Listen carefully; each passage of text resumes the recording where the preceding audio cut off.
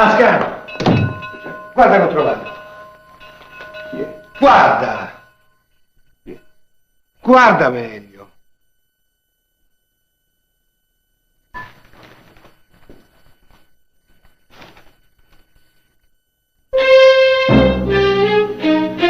È lui? Sì. Alice! Alice! Hai avvertito gli altri? Non ho avuto il tempo, sono corso subito da te. Alice! Che c'è?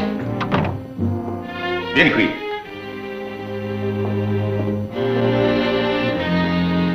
Manda un telegramma al nostro padre. E tu telefona a Romolo ed Emilio Paolo. Subito.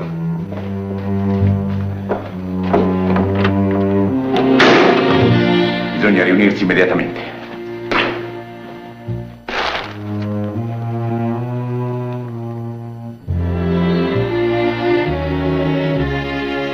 Tutti i nodi vengono al pettine.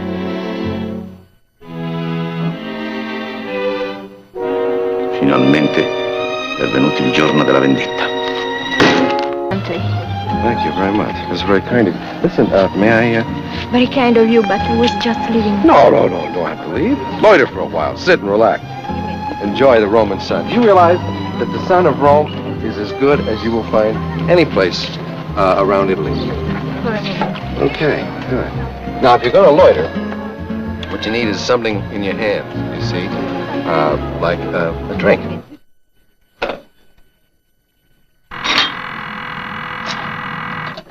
Pronto? Camera 205, signor Scott. Yes, Mr. Scott? Vorrei dormire. Sino 2 mesi, ok? No phone calls until 2:30. Okay, Mr. Scott. Your Italian is real good. Grazie. Por favor. I am a fan, a real enthusiastic. I have even studied the history of tennis. The history of... I didn't even know it had a history. Do you know why tennis is called tennis? Why it's called... No, well, I suppose they had to call it something. It is from the French. Once over the ball, they said, tenez, take it. Is that a fact? Well, that's very French. You know, it's fascinating. I never got into the academic side of the sport before, and it's really absorbing. You know, you could do an awful lot for my education. I really have to go. Oh, where? To Ostia. Ostia? Oh, what is that? Old ruins. The old port of Rome. I love to wander about in it. Would you like to come along? And wander about with you? See. See.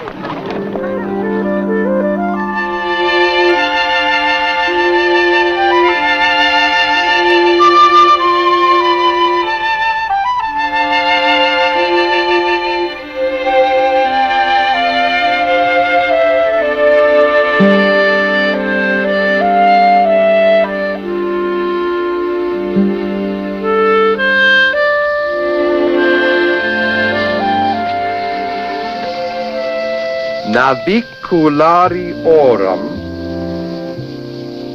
dairy. For 2 cents plain. Well, that sounds like a risky sort of a business, thousands of years ago. Naviculari orum dairy, if my Latin serves me correctly. That is dairy of the sea. Fish milk. Fish milk. Fish Come. milk.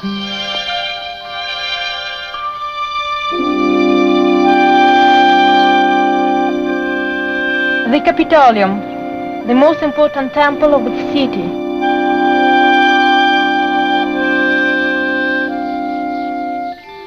Dedicated to Jupiter and Juno and Minerva. Those niches there were for the statues to the gods.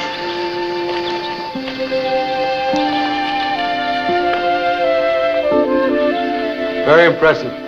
Very impressive. Lieutenant Kerry Robinson, United States Army.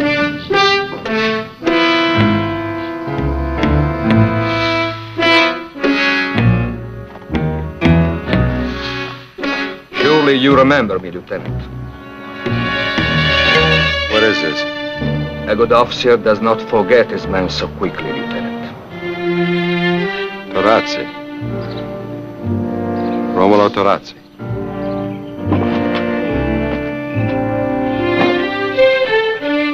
Private Romolo Torazzi. The private in the rear rank. I miei complimenti.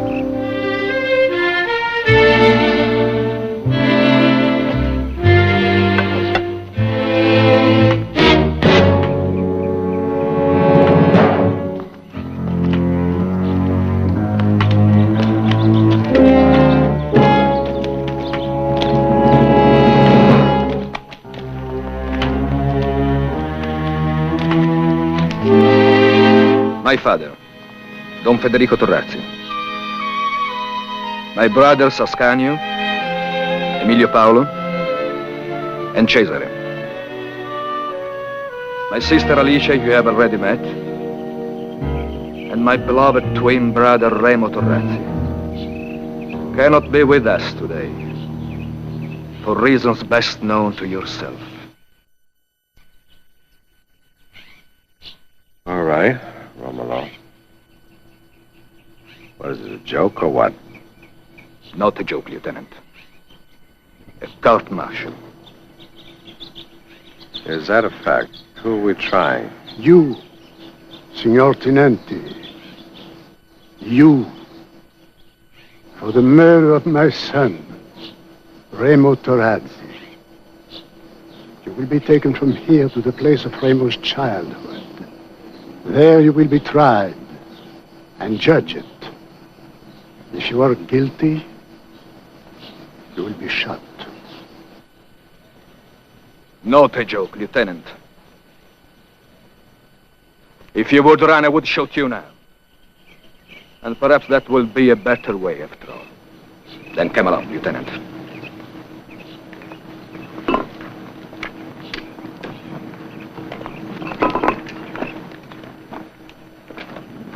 Oh, Private Romolo Torazzi on the steps of a Roman temple. It's a small world indeed. Did you ever make PFC, Romolo? Huh? I said, did you ever make PFC?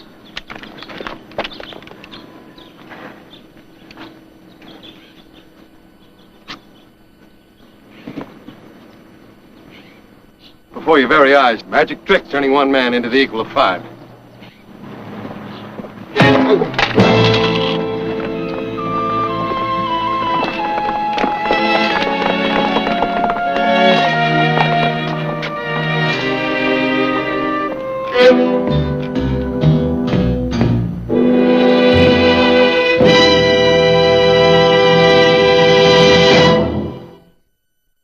I don't understand it. He knew there was to be a briefing. He knew what time he was supposed to be here to meet you. I better have him paged again, Morelli. You know what makes Italy such a noisy country? It's all the Americans paging each other, all day and half the night. Yeah, but you see, Kelly's not a carefree guy, man. If he was going someplace, he'd let me know about it. I'm still worried. Where do you come from, Scott? Philadelphia. That would explain why you don't understand the situation. Shall I tell you exactly what has happened to Kelly Robinson? Okay, go ahead. Taking the hypothesis that Kelly is not from Philadelphia, even he sits in the lobby or he goes for a walk. He looks at a girl or a girl looks at him. And a phenomenon occurs. You can do better than that, I'm sure. Believe me, Scott, no one can do better than that. Unfortunately, I have no pressing appointments. So, we wait. Yeah, well, I'm still worried.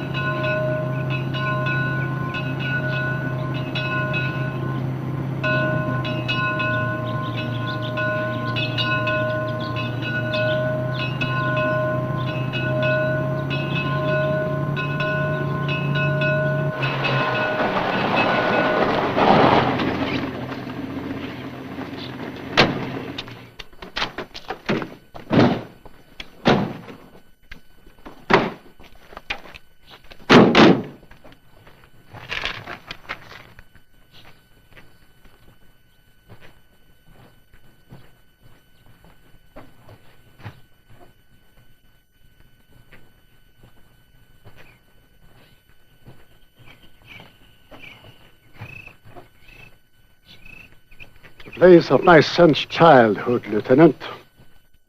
Of all our childhoods. The place where he should have come home to. Had his children. As for centuries this family has always done. And lived and worked the land and grown old. And died. Among those who loved him. Not far away in a cruel land. Do not look for help. We're all a family here. With a single purpose. There is no help for you, Lieutenant. Move, Lieutenant.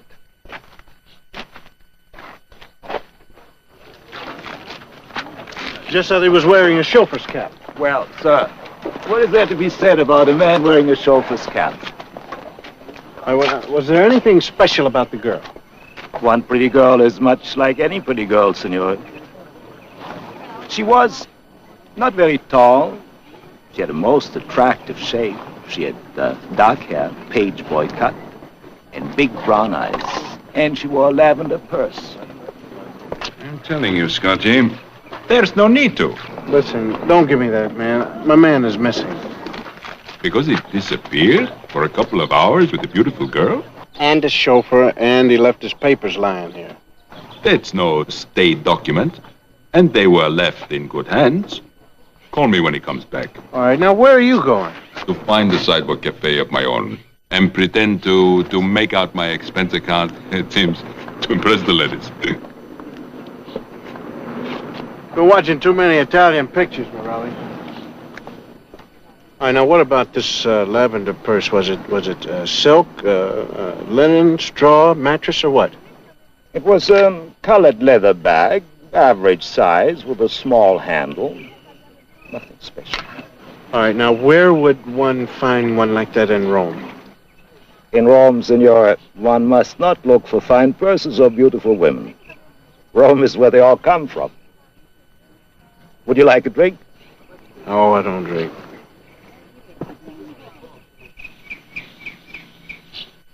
I will ask you to believe me, Tenente. I regret we had to bring you into my house by force. Dobbiamo anche chiedergli scusa. A questa carogna, a questo assassino, a rovina della nostra famiglia. This is a man who faces death. While he's in my house, he will be treated with all consideration and dignity. We will speak with him in his own language. In his position, he must be given every chance. Just what is my position, sir? You are accused of murder. Yeah, all right. Who? Years ago, you were a United States officer commanding a company of infantry in the Korean War. Temporarily, yes. Temporarily. Our captain had been killed. I took over for a while. When they were young, I sent Romolo and Remo to America to work for their Uncle Agosta. The war in Korea came and they volunteered. They were twins, and so they were permitted to go together. Romolo came back. Remo did not. Don Federico, 50,000 American men did not come back from that war. There were not 50,000 shot in the back like Remo Torazzi. Remo was killed in the cold blood, shot with his hands in the air. Assassino vigliacco. We should not shout at the man. He may die in the hands of an executioner. Help maintain his dignity. Are you telling these people that I shot Remo Torazzi in cold blood? In cold blood, you sent both of us out on a patrol, from which you knew we could not possibly return. You hated Remo. You hated me. You did not want us to come back. Yes, all right. Now, on the basis of this, which is a flat-out lie, You propose to shoot me in cold blood. Isn't that it, Romulo? You will have a fair trial with impartial judges from outside his immediate family. Uh-huh, I see. A community affair, a regular down-home kangaroo court. Kangaroo court? What is that? Tribunale del Canguro, Father. It means a trial that is arbitrary and violent and a mockery of the law. It is an expression one does not hear very often. Except maybe in the mafia. Mafia? Ma che mafia? E tu che difendi l'assassino di nostro Ma fratello? non perdiamo la casa. Ma che cavolo, lo vedi?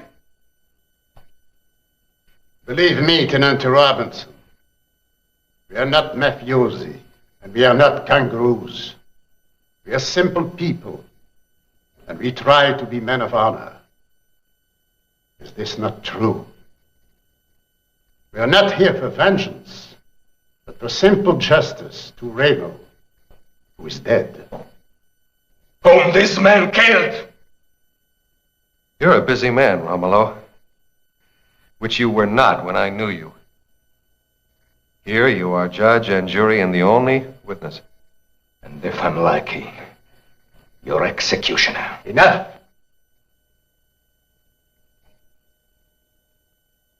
Scania, my son. You are the oldest. Do you wish to serve as prosecutor? I will prosecute, Father. I shall ask our old neighbors, Vaccarelli and Don Baldassare, to serve with me as judges. Perhaps among us we can find someone to act for the defense.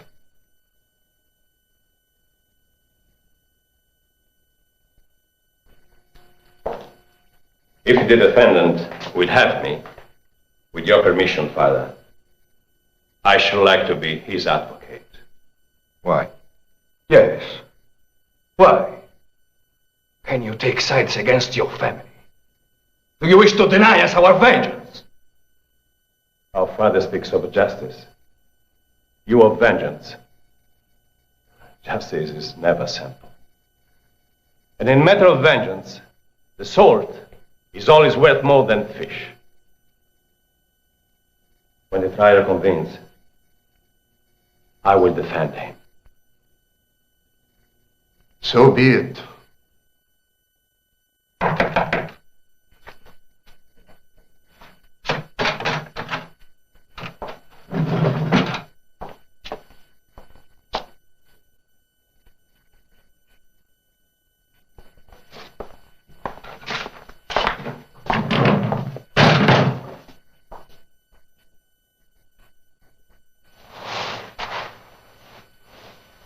Well, my child, what have we here?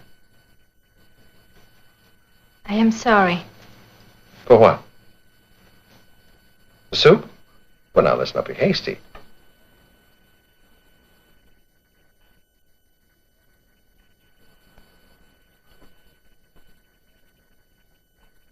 That's wonderful soup. There's nothing to be sorry about. Besides which, there's nothing I like better than a good bowl of nourishing hot soup before a trial. The kind of minestrone that Alice makes. You did make it, didn't you?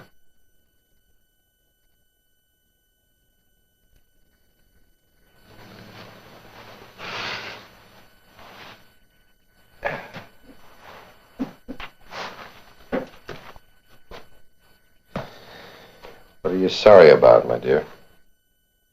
That you are here. Oh, never despair. Never give it a second thought. Just remember, things are always darkest just before they go pitch black. Besides, we have minestrone soup, which Alice made. Alice made this. Did you know that? This is some of the greatest minestrone soup. Did you ever have any of Alice's minestrone soup? Here, have some. Go ahead. Oh, don't be silly. Go ahead, have some minestrone soup.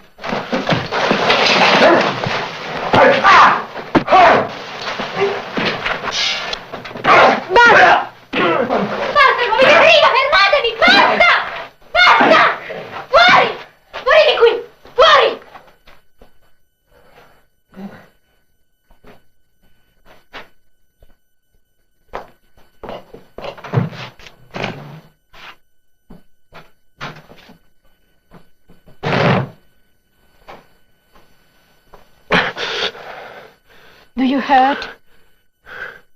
Do you? I? Are you proud about a job well done? I did not think they meant to kill you. Yeah. You will die. There is nothing anyone can do.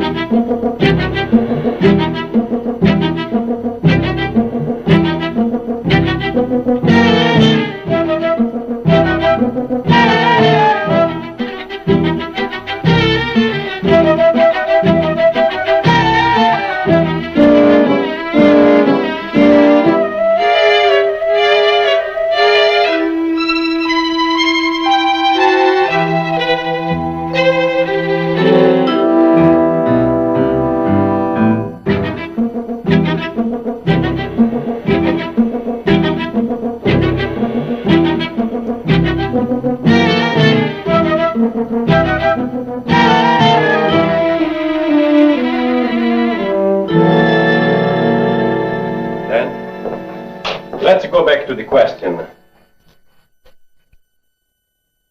Why did you send them out together on the same deadly patrol? I can't answer that. You cannot. Or you will not.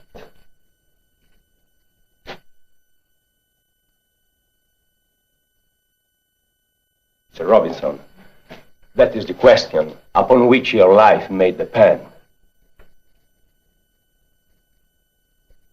Perhaps under the strain of the moment, you were not aware you were sending both of them out.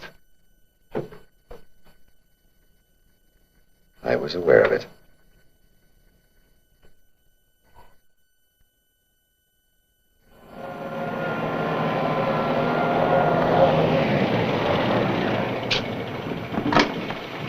Buonasera, Mr. Scott. Buonasera. Did you find your friend? No, I didn't, but I'll tell you, I found out why they call it the Eternal City. Perché? Well, you got over 2 million people here, half of them eternally selling handbags to the other half.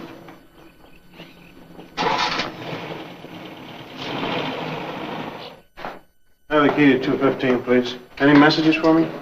No messages, but a young lady has been asking for you several times, Mr. Scott. The one waiting over there.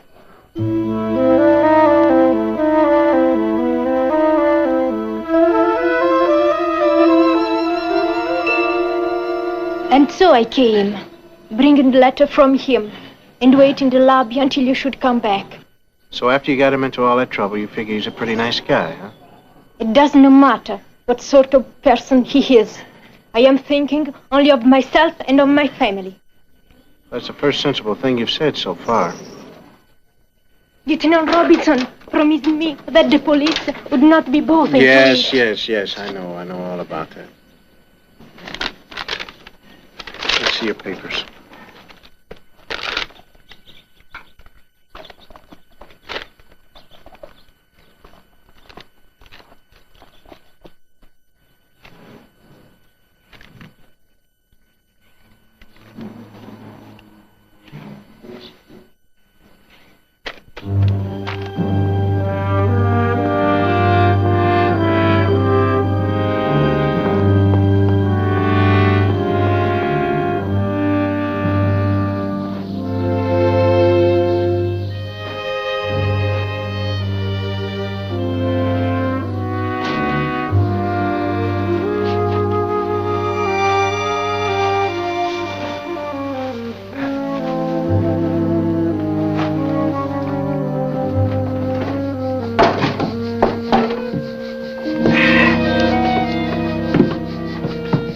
As I live and breathe, the late Fred C. Downs. How you doing, Downsy? I'm doing all right. I saw your light in the window, and I figured I'd stop in and say hello to you. Are you alone? I am alone. Are you? I am ridiculously alone. I brought along 2 pistols. I got a 1938 lasagna parked out on the lot, and a partner who happens to be crazy. How come you don't want any cops in on this? Well, it's a little difficult to explain, Miles, but listen. These people got a lot of problems. Let's go. I hope so. Ma che succede là? You always gotta get around here and do things the hard way, right?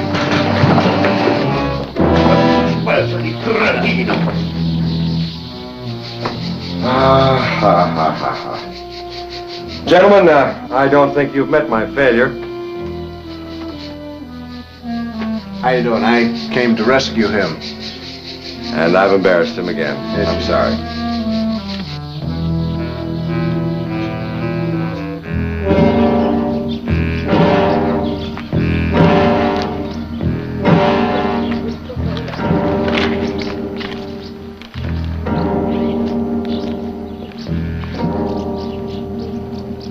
First, may I say that the accused does not acknowledge this as a court of law.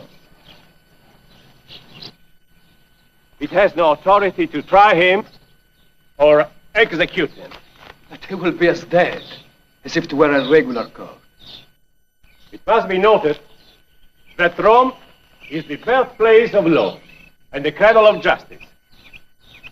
And we are meeting here today in the very shadow of Rome to make a mockery of this magnificent heritage. I know that we are pressing for time this morning, but I should like to read 2 lines from the Roman poet Metastasio. Troppo cara è la vendetta quando costa una vita.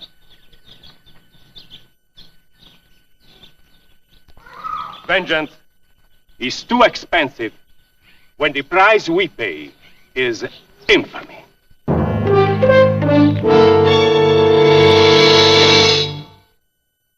It was 16 years ago that we sent both of them to the United States to live with their uncle, because this was what Remo wanted.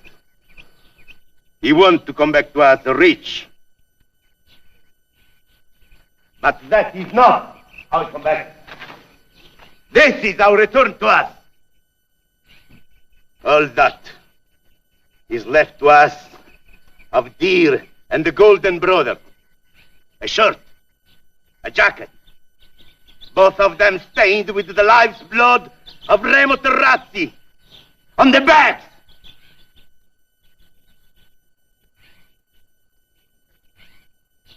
Somehow, Remo and I were separated by the other 3 men, so that only we 2 were captured by the North Koreans. I put my hands up like this, and I saw Remo put his hands up. And I pointed out which way for us to go. I turned back, and I saw Remo fall to the ground like this, shot in the back. I broke and ran and got away. You spoke of a premonition you had before the mission began. But was this premonition shared by the others? I had it. Remo had it. All 5 of us. It wasn't just dangerous. It was hopeless and pointless. It was a suicide mission. You could tell from the way they picked out who was to go. Tell us how they were chosen. Each of the platoon leaders would put his own man's names in a helmet and then pull one name out. I was the name that was drawn in the 3rd platoon. And this happened in each of the 5 platoons? There were only 4 platoons in the company. But 5 men were sent on patrol. I don't understand. Nobody understood. After the 4 names had been posted, the company commander came around and said, "I've changed my mind. I'm not sending 4 guys out," he said. "I'm sending 5. Remo Terrazzi, you will be the 5th. Is that not exactly how it happened, Lieutenant? Have you sent Remo to this death? Have you murdered him as sure as we fired the bullet into his back?" And so you understand it. Understand it clearly. A man's life is at stake here. Yes. And do you also understand that if he's found guilty, we will draw lots, we brothers, and one of us will shoot him? Yes. In the back. As was done to Remo.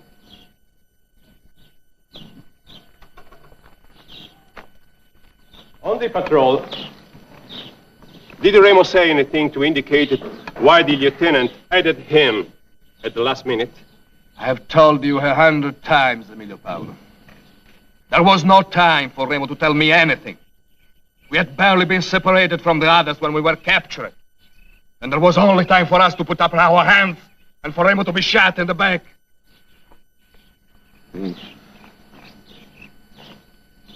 You say the Lieutenant Robinson wanted you killed. You and Remo. He hated us. Suppose I told you, Romolo, that at the time you say the lieutenant was conspiring against you, he has already sent in Remo's name for promotion to corporal. What would you say to that? I would say I do not believe it. The decision in the beginning that 4 men were to be sent out on this patrol, who was that? I was the company commander. It had to be my decision.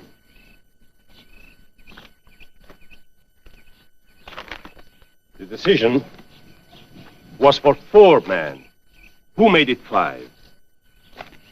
That was my decision, too. Why did you change your mind?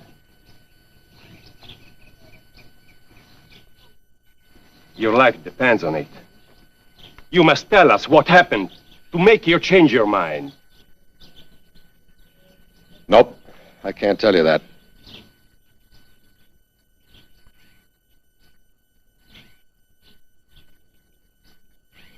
Then, you are committing suicide.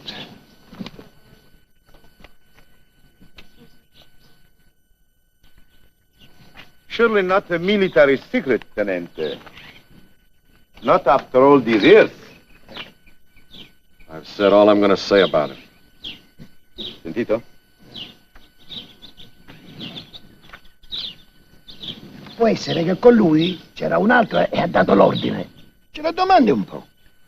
Don Baldassare suggests perhaps this decision was made by the lieutenant and someone else whom we do not know. Was there another person involved in it? I did discuss it with another person. Yes. I made a very solemn promise to that person for very valid reasons. That the discussion would remain a secret. In such a situation as this, surely the other person would release you from the promise. I can't be sure. And there's no way of getting in touch with him now. In remaining silent, Mr. Robinson, you're giving us a very large problem.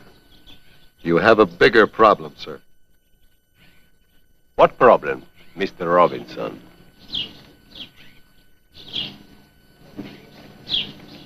Him. He is turning you into a gang of murderers and destroying the honor of your house. I am not on trial here, Lieutenant. I did destroy Remo. He was my brother. And he was my friend! And you know it! Despite what he tells you, Remo and I were friends. That's...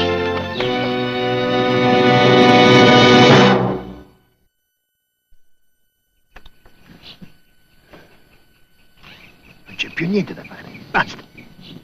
Io sono perfettamente d'accordo. Lieutenant Robinson, you leave us no choice. Romolo tells us you sent his brother to his death to satisfy your personal hatred. If this is the truth, then the honor of our family demands your life for Remo's. Honor is the highest importance to us. So to satisfy it, we cannot commit an injustice. But I'd like to say something for a minute, if I may, please, sir. Signore Scott, I'm afraid there is nothing you can say. It's not what I can say, sir, as much as what this man can say and what this man can say, and I'd like to talk to both of them in sort of a round-table discussion, if I may. All right. I'll talk to this one first because he's the most talkative of the two. All right. You brought these articles home, this bloody shirt here with the hole in it, and also the fatigue jacket and this bracelet. Now, what'd you bring them home for? The next day, when the patrol brought in his body, I asked for them. So that we, my family and I, would remember always my brother Remo. All right, your brother's bracelet here, I see it has his name on it, Remo, and also it has your name on it, Romulo. Remo and Romulo. Is that sort of like a modern version of Remus and Romulus? That's right. And if I remember the story correctly, Romulus went on and he founded Rome. The other brother, what happened to him? He died. Yes. He died. He died when he was young. I'm going to ask you a question straight out, and I want you to give me a flat answer, please. Now, was there any practical military reason for sending 5 men out on that mission?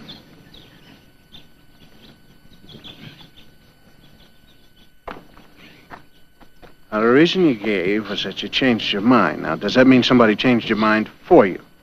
I didn't say that. Well, you've practically broken your back not trying to say it.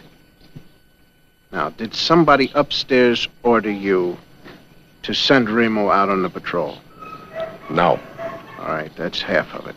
Now, did somebody below you ask you to send Remo out on the patrol? All right, gentlemen, now, whether he answers yes or no, somebody asked him to send Remo out on the patrol. Now, the reason for it might have been urgent or it might have been personal, but anyway, they said for him to please keep his mouth shut. Mr. Scott is guessing things now, and not making much sense. I think he's trying to delay us. I may be guessing, but I'm going to look you straight in the eye, Kelly, and I'm going to say that the person that ordered you to send that boy out on the patrol was Remo Tarazzi himself.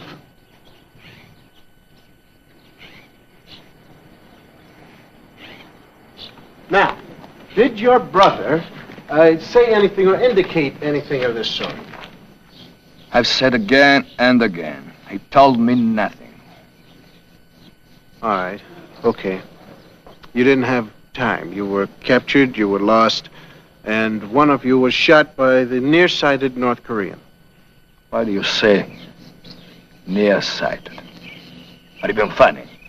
No, I'm not trying to be funny at all. It's just that there's a man lying on the ground with a gold bracelet, which is worth at least a month's pay. He couldn't see that, and you broke and ran, and they couldn't see you either. Now, what did they tell you when they found out that the brothers had been captured by the enemy? They didn't tell me anything. The rest of the patrol wasn't with them when they were captured. So there you stood, you and your brother, with your hands in the air, and they shot him. In cold blood. Get out of the chair.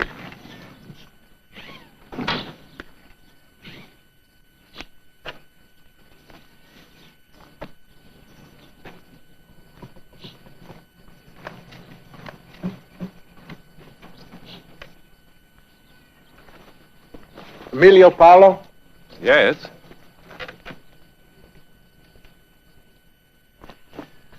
The bullet hole in the shirt, how does it line up with the hole in the jacket?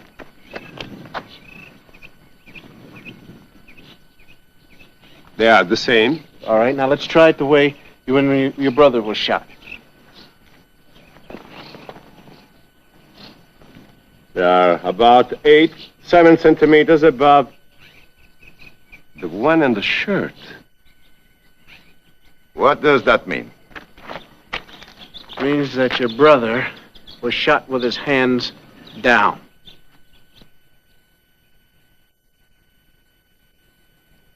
Standing with his back to the enemy?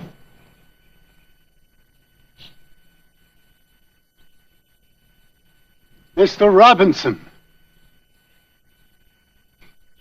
There was no enemy.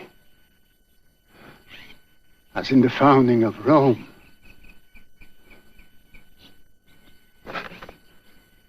Romulus killed his brother.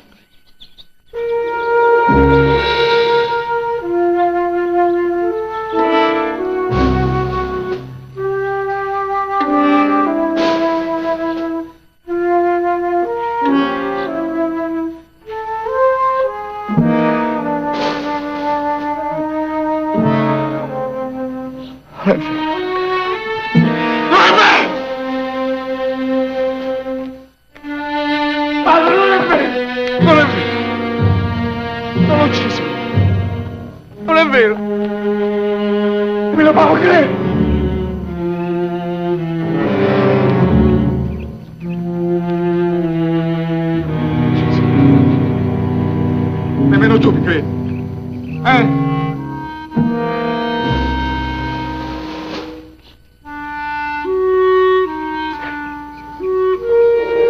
Scarichi bene!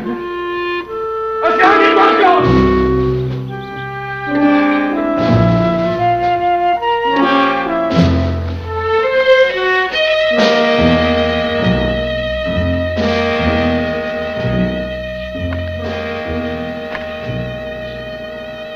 I begged him again and again.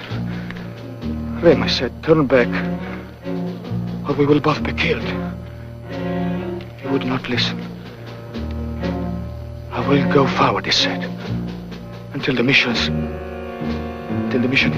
is done. And you will go with me, or I will leave you here and never speak to you again. This he said to me, his brother. I beat him once again. I asked him why. He said, keep faith with the lieutenant. To keep the family from disgrace. I said it coldly. Then turned it back to go. I could not bear it. And I raised my gun.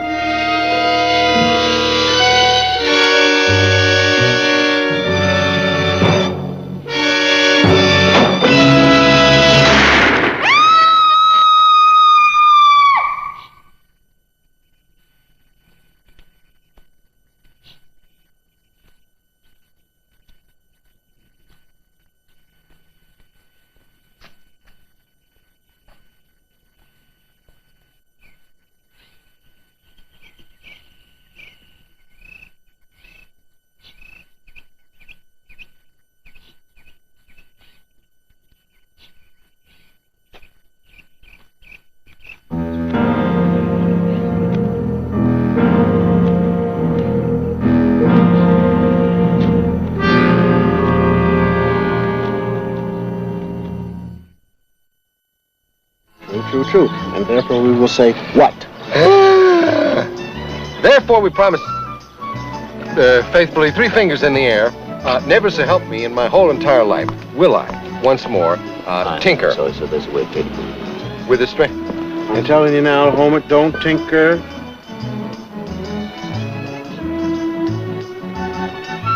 What was your name? You're out of line I've there, never met you before. Okay. You've never been introduced. Sir, you've never spoken to me. Smash right in the You've face, never spoken on the ground. I know you There you go, Leon. You're in trouble. Hi. Do sit down, please.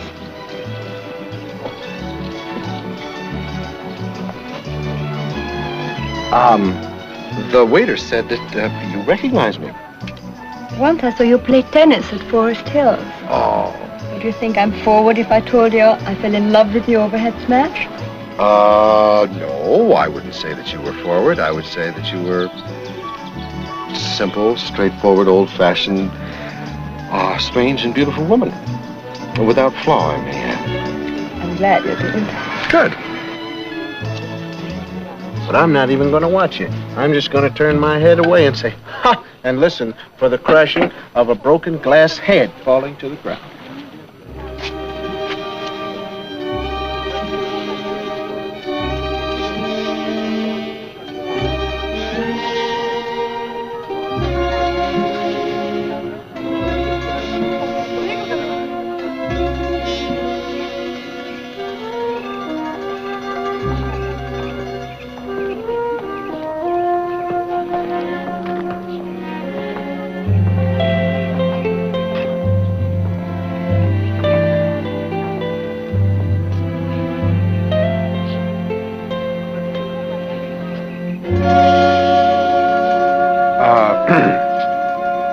afternoon, sir. Well, surely you have no cause for alarm. There's probably some misunderstanding. A what? Thurman, thank heaven you've come. A what? A jackass. Like who? Like me. That's right.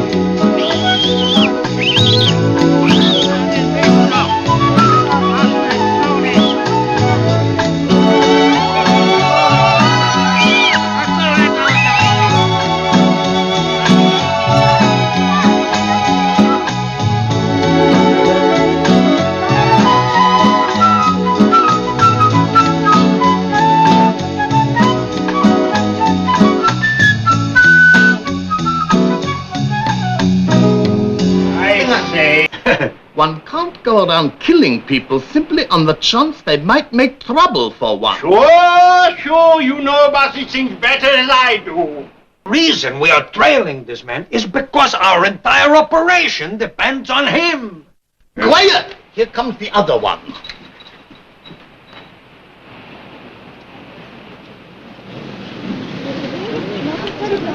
How you doing, Lawrence?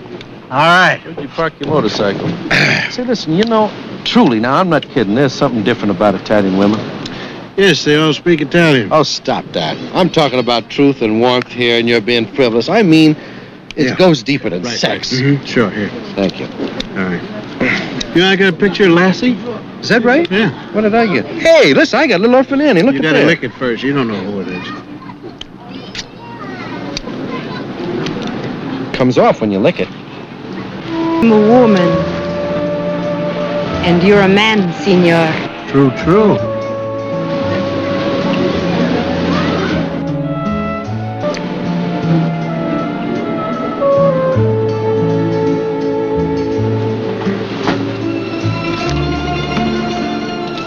Go ahead, I won't tell anybody. Shut up. I won't tell the boys. You'd tell in a second. Tonight at 7 under the Bridge of Spies, Caramilla.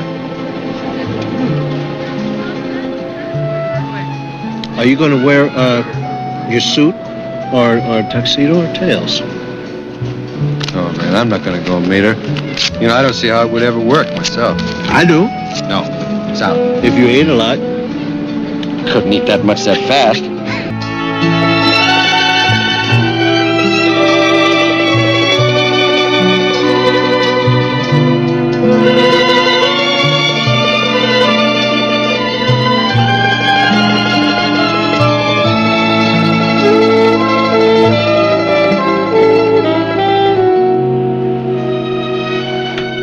Incredible. The man must be made of iron to turn down Caramilla. The Americans are difficult to understand. Perhaps they prefer the skinny ones. We should have killed him a week ago. Klaus, we were not here a week ago. And the reason we're here now is because we need him. You must stop this incessant talk of killing him. It doesn't make sense. What now, Lucchese? Now we must resort to more direct methods. Kill him.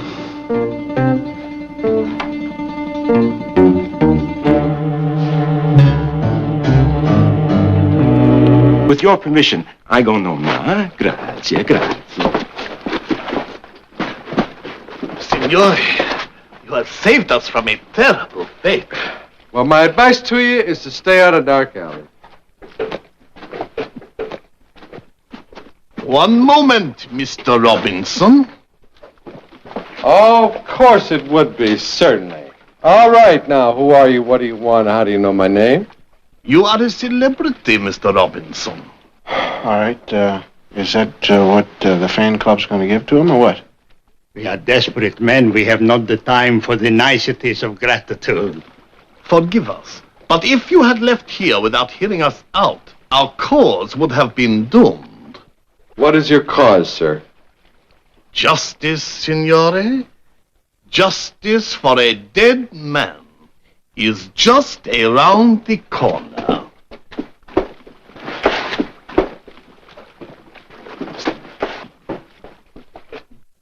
My brother, gentlemen. My brother, Sergei Sergeyevich Plotkin, a writer, a genius, had he been one of your countrymen. Writers. The manuscript is buried among the papers of that delegation. They are not aware of its existence. Our people behind the curtain put it there. For the sake of freedom, gentlemen, for the sake of Plotkin, you must get it out. Well, why can't you do it? We have served the cause of freedom too long. We are well known to the Russian security people. We could not get near that delegation. Russians run a tight ship. What makes you think anybody can get close enough to snatch the book? Because the Russians are people, and people contain flaws. Their flaw is the delegation's research assistant, Major Lenkova. By your cultivating a romantic interest in Major Lenkova... Hold it. Whoa, wait a minute. You want me to cultivate a romantic interest in a major? The major is a woman. And you are a man, signore. These people are out of line. Definitely out of line. Mr. Robinson, in 1964, you won third place in the Playgirl poll to determine the man most likely to tempt respectable women into scandal and disgrace. In 1965, you won the silver laurel of the Lolita Society of North America. You are the only one who can help us. Here is a diagram of room 300 of the Hotel Daniela. Here is Major Lenkova's room. In this corner is a portable bookcase in which all the papers of the Russian delegation are kept. The Plotkin manuscript is among them, disguised as the 1936 survey of farm yield in Turkestan.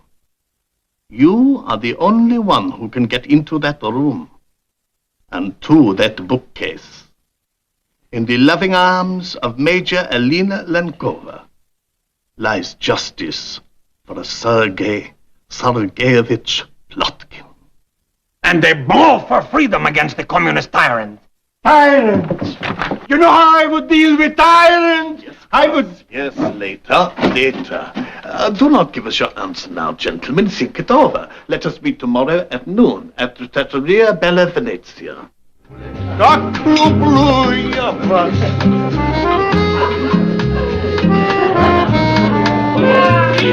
Seize them! Seize those men! Bring them here! Bring them here for immediate interrogation. Hey! So, my friends, at last we meet again. Only this time you will tell me the truth. Who was the winner of the third game of the World Series of 1936? The Philadelphia Phillies. I warn you, my friend, we have other means. Go ahead, man. Tell them. All right, the Leningrad losers. Right! And I have done further research.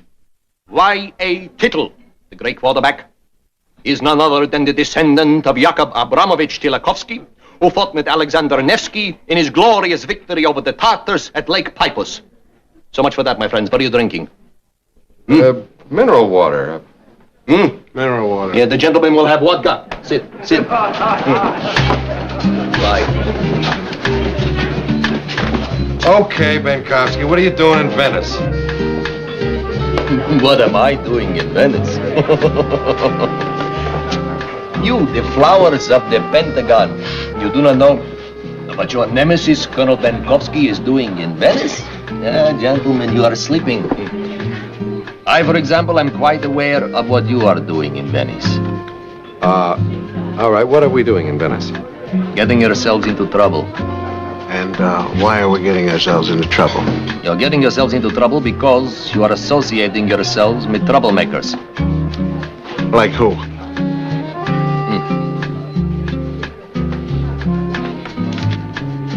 Ernesto Lucchesi, an international swindler who has been in and out of prison so often they're constructing for him a revolving door. Nikita Sergeyevich Plotkin, deserter from the Red Army, black market operator, economic swindler. Kraus, wanted for 12 political assassinations from Morocco to Shanghai, including that of his own maternal grandmother. These men are criminals. Run from them as you would from the cholera. My comrade, now for the first time, a Russian delegation has been allowed to attend the International Convention of Writers and Artists. The men who have been in jail and in disgrace in my own country are now here in Venice representing the Soviet people. Do you understand what I am saying? Yes, so far, but what has this got to do with our three friends? They've been snooping around the conference. I don't know what they are after. You look worried. Why? Because I'm a Russian.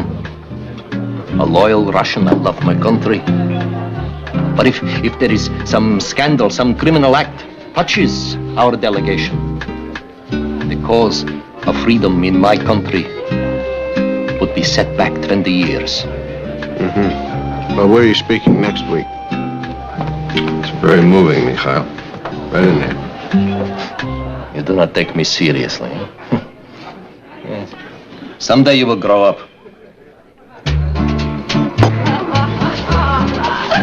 Major Lenkova! Major Lenkova.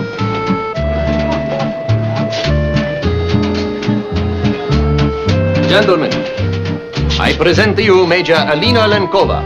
Major Lenkova, these are the noted American geniuses Kelly Robinson and Alexander Scott. How do you do, Mr. Robinson? How do you do, Mr. Scott? All right, Major. Gentlemen, enjoy your evening.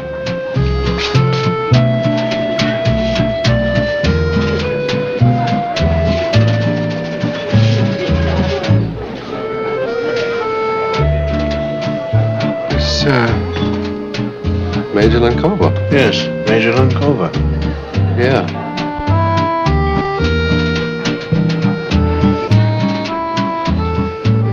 Listen, I've been thinking. Please. No, what if Sergei Sergeyevich Plotkin was another Tolstoy and was disgraced and then, dead and all that, and then, and his great work lost to all humanity. True. But, you see, she is a major, you see, a Russian officer.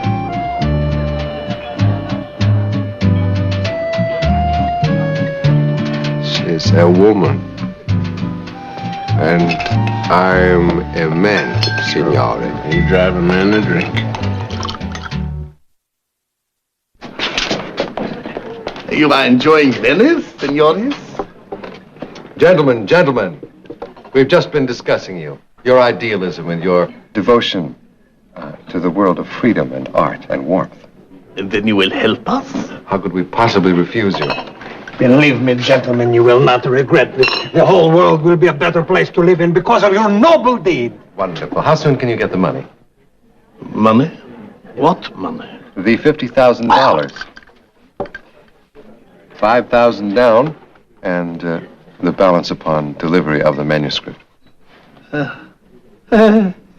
You are joking, signore.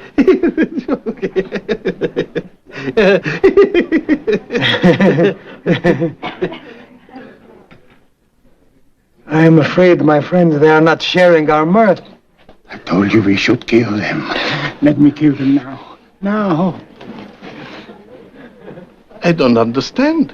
This is not a money-making adventure, signore. We are poor and humble idealists. As are we, sir.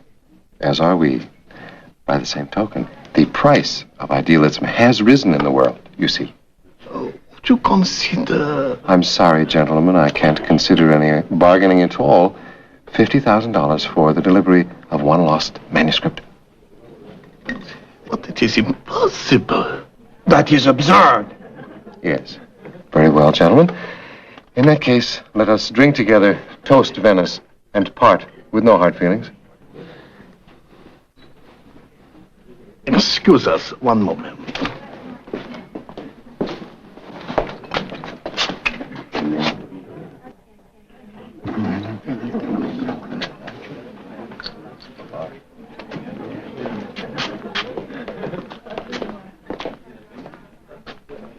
You are hard men, signore, but I admire you. We will have the 5,000 tomorrow. The balance will be placed on reserve at the Bank del Venezia until the delivery of the manuscript. Right, where and when do we meet? You will be informed. Good day, signore. Good day, signore.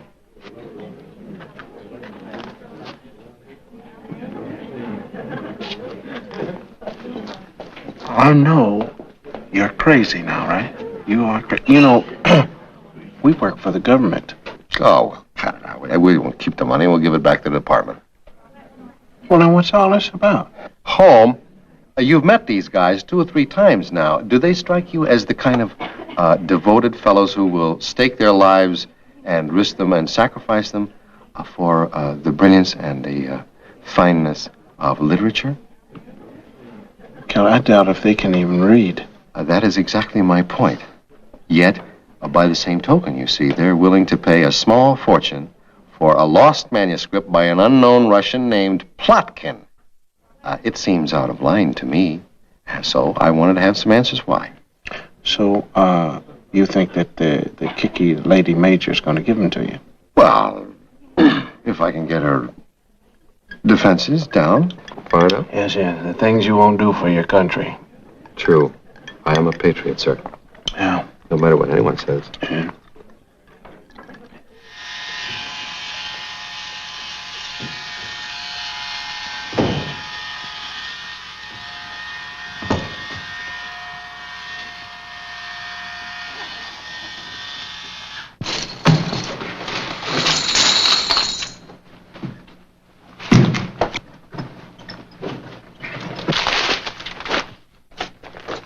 Count it. Go ahead. Certainly. 23, 24, 28, 79, 112. It's all there. Those guys must have rolled every drunk in town, proletariat or bourgeoisie. Okay, now that we're millionaires, now what? Now we go in search of Benkovsky. Mm-hmm. And as goes Benkovsky, so goes Major Lenkova. Yes. There's something in what you say. By the same token, Major Lenkova happens to be the sexiest major in the whole Russian army. I'll include the Siberians. However, forget she's sexy. Just forget it. I said, forget it. The point is that she is the direct route to the Plotkin manuscript. Listen, man, I do not care about the Plotkin manuscript. As far as I'm concerned, Plotkin was neglected and mishandled, and I really don't care. But tell me, where's the man that I used to know with the warmth and the gentleness right in there? Mostly, he was supposed to be on a plane from Berlin 14 hours ago. When they hang us, you're going first so I can watch. Don't be absurd. They're going to give us a medal for this. Listen, we better wire Washington first. We'll wire Washington some other year on Tuesday. Right now, we got to clean up this mess for the maid.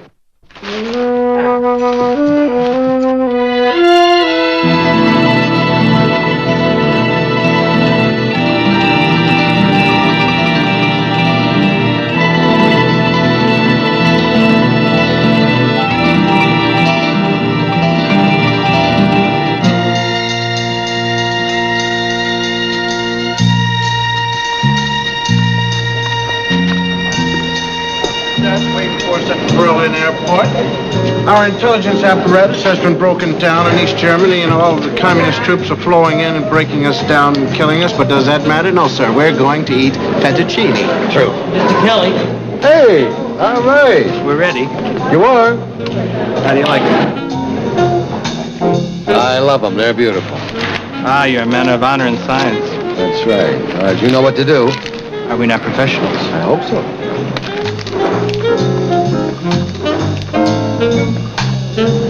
Great looking lunch you got. Are you kidding, man? Those are my crack Polish troops.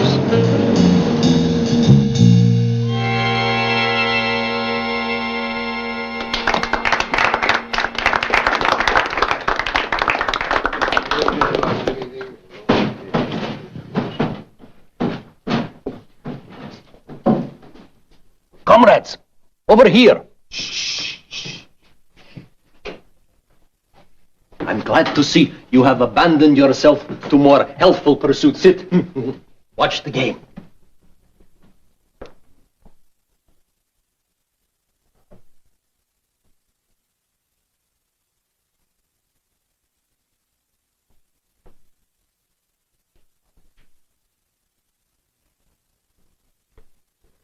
Do you play chess? I know nothing about chess. But the great Tolstoy said that all such games contain a primeval conflict between which is beastly in man and that which is most noble in him. I see.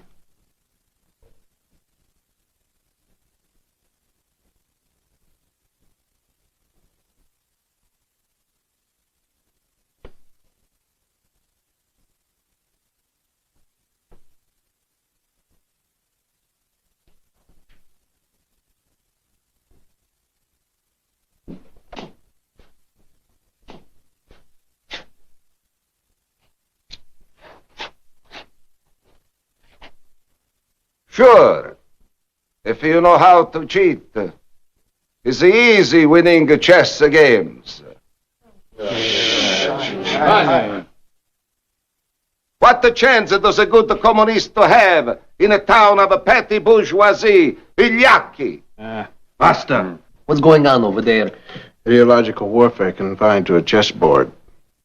If this was an honest match, Bandini could not win against a mad dog. To my friend. Benkovsky, this whole place is going to get arrested and thrown into jail. We better get out of here.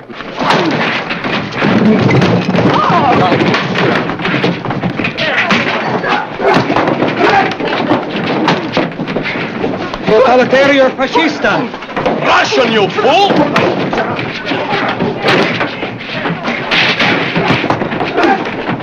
This way.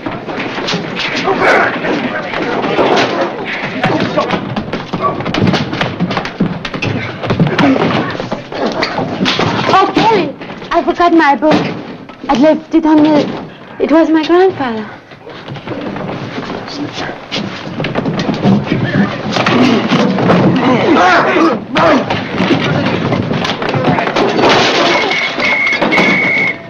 Polizia!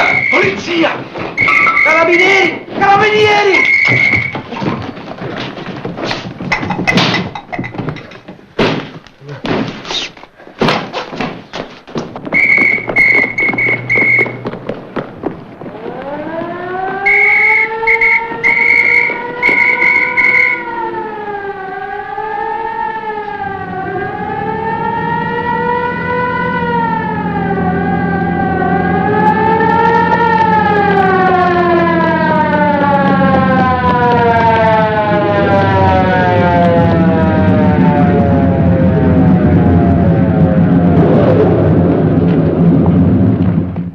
Terrific, man. We get like bruised and contused and abrased and everything else. And for what? Oh, come on. I don't know what you're crying about. You weren't even in that fight. Yeah, but you know, we almost got into the thing. I didn't even get to see the end of the chess match. Now, what did we accomplish? Patience, my son. The seed once sown takes long to flower. Perhaps not so long.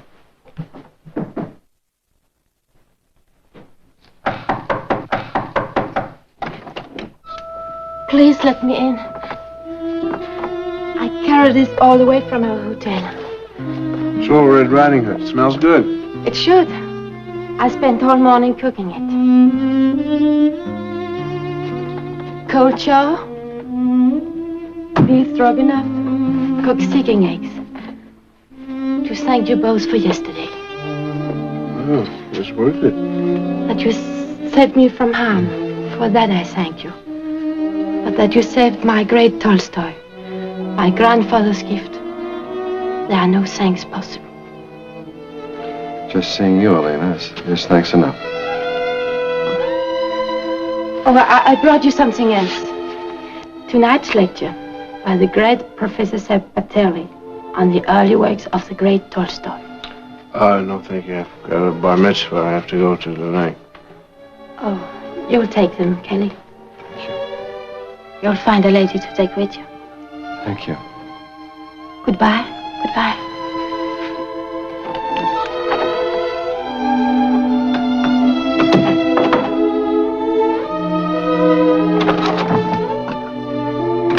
Elena? Yes, Kelly?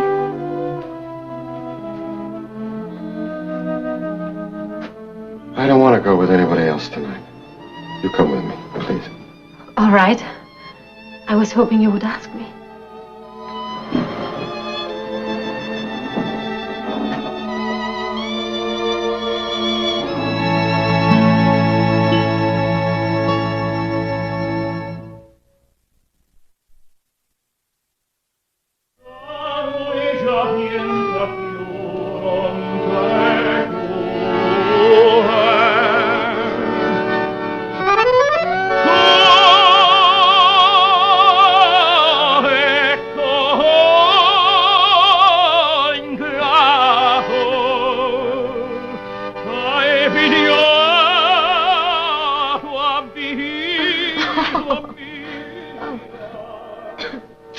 Kelly, I have a confession. When I first met you, I thought you were a typical adventurer. Unaware, insensitive. I thought you were a... Clod. Yes, that's what I thought you were. A cloud. A cloud. A cloud. A clod. A cloud. Yes. Very good. But I've been watching you during a lecture tonight. Well, I was fascinated, honey. Truly. And you were fascinating to watch. When the lecturer said, we all of us belongs to Tolstoy. Tolstoy is the land of our soul. Our soul. Kind of grabbed me. Huh? I grab it. No. Nothing, it just means that it's beautiful. Now I know that in your heart there's beauty and love. Only because you put it there. Now you're going Irish again. And here I was convinced you got a Russian soul. Oh, I have one of those too. Are you kidding? Listen, didn't you know that my grandfather fought with Y.A. Tittle at the Battle of Lake Peipus? Peipus. Peipus, I'm sorry. But that was 800 years ago, Kelly. My grandfather was very old. How is it you're so sweet, Kelly? So sensitive and wise. Why do I? Oh, I won't say it. Why not? Because if I tell what I feel, you'll have too much power over me. Oh, tell me. Tell me, please. All right. What I was going to say, my dear Kelly, my sweet comrade Kelly, is why in looking at you, being so close to you, why do I? How wonderful it would have been if Mark Twain and Dostoevsky really met.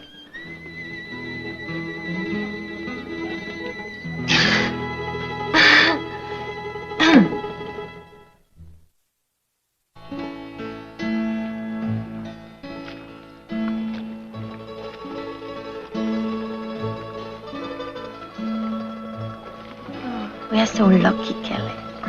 Why? Because of what we are. We are mature and sensible people. Do you know what this could lead to if we were not? If we were simple and foolish lovers? Mm-hmm. First, you would tell me that you loved me. Then, no, of course, I would not believe you. My heart would be pounding loud within me. And I would say, I loved you too. As you recalled the ordeal of the great Tolstoy on the plains of Dolomitovsk. As I recall the ordeal of the great Tolstoy on the plains of Tuva-Birutsk, then you would say to me, Alina, my fair one, my love, where do we fly to be alone from the world? And you would answer. I would say, whither thou goest, I will go. Your people will.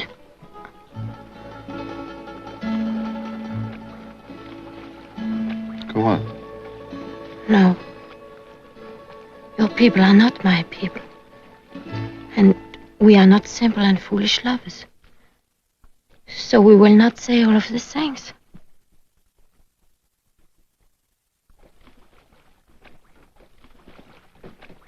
Everything is going perfectly. Yeah, that's what you said in Copenhagen last August. And what was the result? We had to swim across the strait to Sweden to get away from the police. I say kill them. Kill them now. That Kraus, all in good time. For 20 years we have been pursuing our phantom. Tonight it will be ours.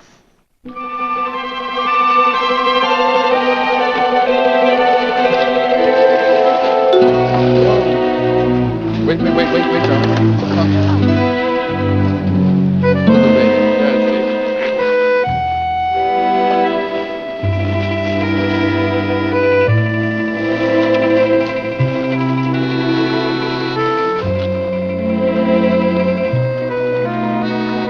What do I have to say now, Kelly? Do I ask you to my room to see my samovar? Listen, let's not go to your room. Let's go to the country. We just go and we won't tell anybody. We'll just disappear. You're so foolish, Kelly. Such a romantic. I am, after all, Major Alina Lenkova, a soldier from the Soviet Union. And you are...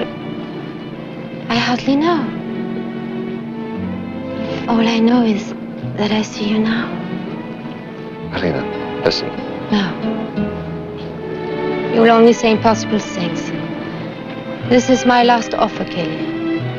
The samovar is from the 19th century. It was a gift of my grandmother. Shall we go?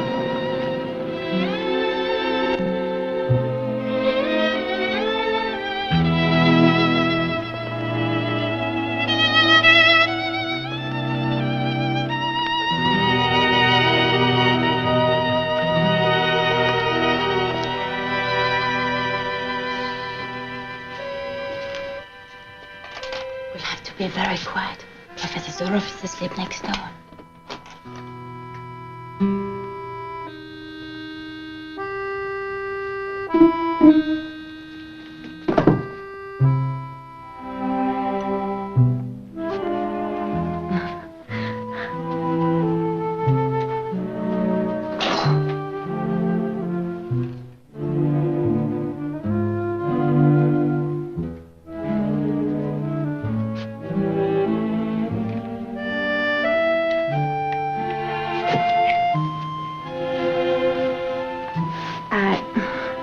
Be right back.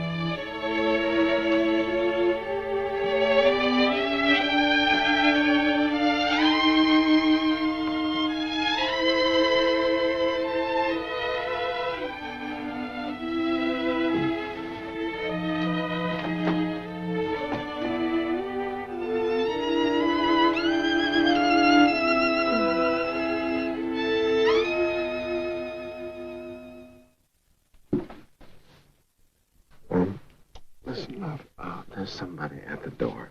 So now you stay right here and don't move, you promise? I promise. Okay.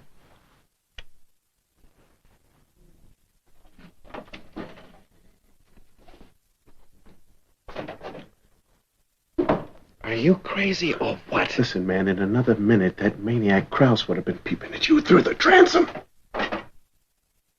Where's he now? I put him in the linen closet. And those two clods are marching around in the lobby, man. We got work to do. Now, look, a lot of stuff has happened. I can't do it to her. Well, you don't have a choice, comrade. Tell me I don't have a choice. I'm my own man. I'll do what I think is right. Except for when Washington cables us, except for when we ask questions and they send us answers. What answers? There really was a Sergei Sergeyevich Plotkin. They did run him off to the funny farm. He did write a novel, and we've got to get it, man. Well, I need some more time. I can't do it the way I said I would. We don't have time, man. Not if we're going to get the manuscript and get away with our heads. Now, they cabled us, and they said if we get the manuscript, we're going to pull off one of the greatest propaganda victories of all times, man. Now, you don't have any choice.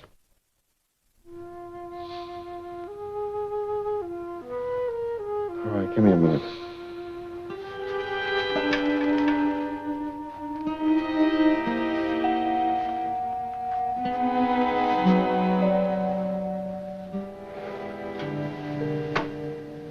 I'll do it.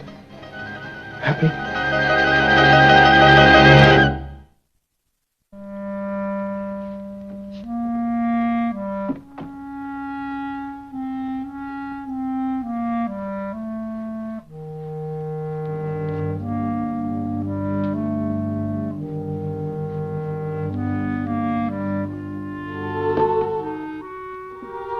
Who was it? Just a bellboy. He wanted to know if we had enough blankets. Oh, those Italians, they are so thoughtful.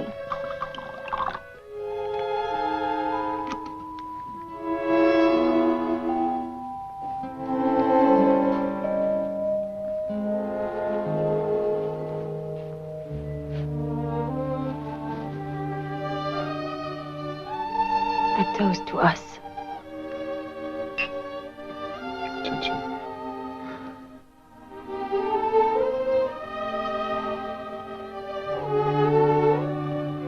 I love you, Kelly. I love you too. For freedom. For people like us. To be whom we are one day.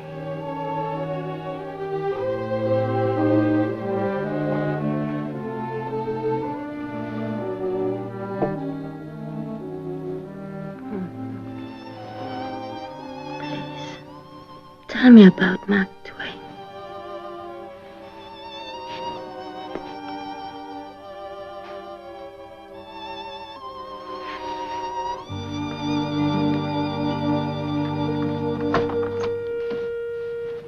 It's over there. It's not locked.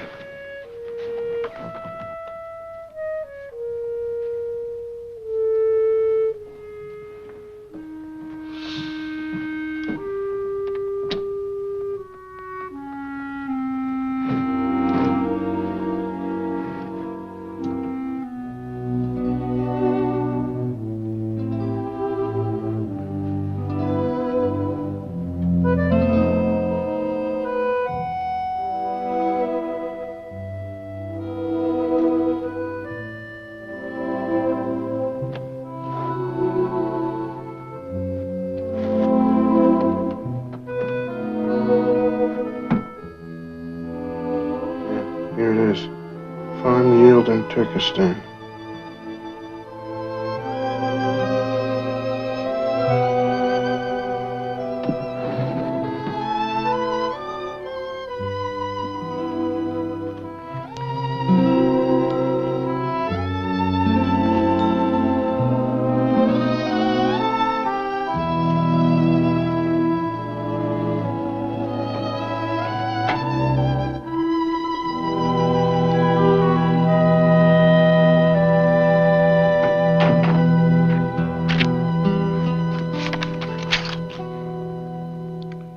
listen to this.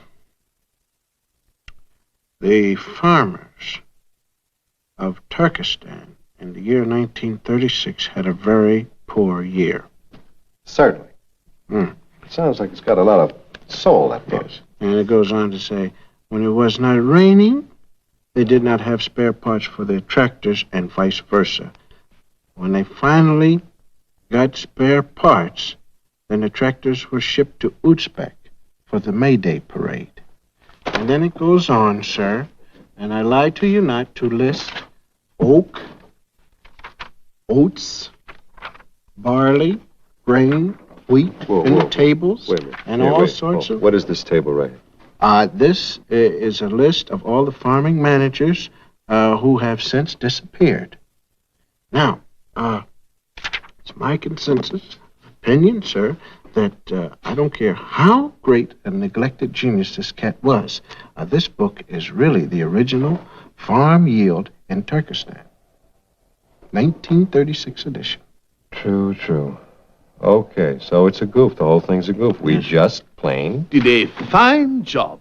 Very, very fine indeed. And now, gentlemen, a book, if you please. Give it to him. Try nothing foolish, please. We are all very good shots, our weapons are loaded, and we are quite prepared to use them. Okay, Lucchese. Now, what is the book all about? If that's a literary masterpiece, there must be something about Turkestan farm yield that I don't understand. There is.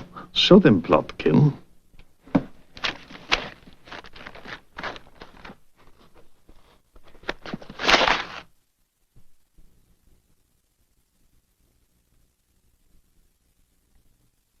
That's your literary masterpiece.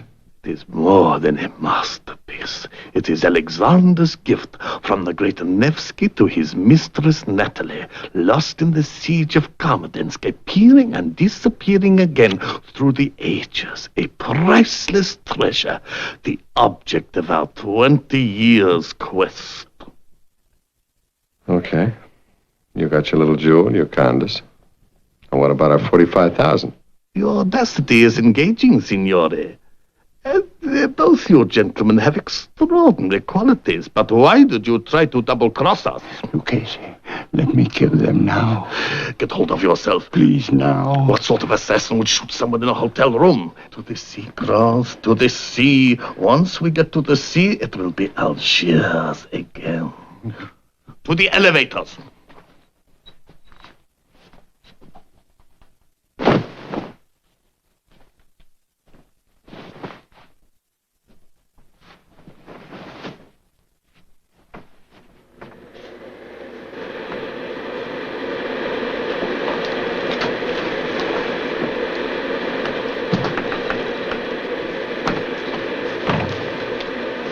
In a way, gentlemen, you have very little to complain about. How many men, how many great men all throughout history have thought with longing of Alexander's gift?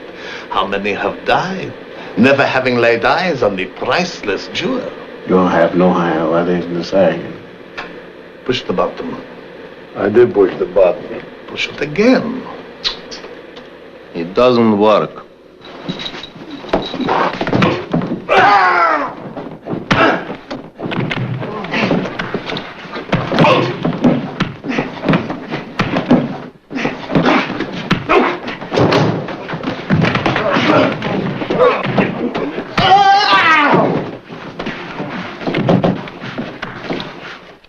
Gentlemen, in the name of my government, I thank you for the recovery of Alexander's gift. As agents of your government, you've rendered the highest possible good to the Soviet Union. Somehow, we will try to repay you.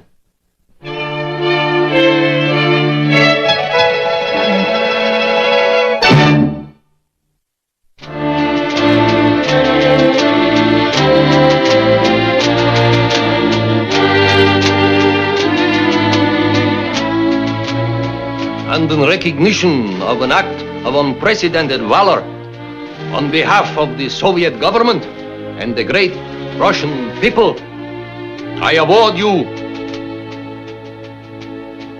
the order of Alexander Nevsky.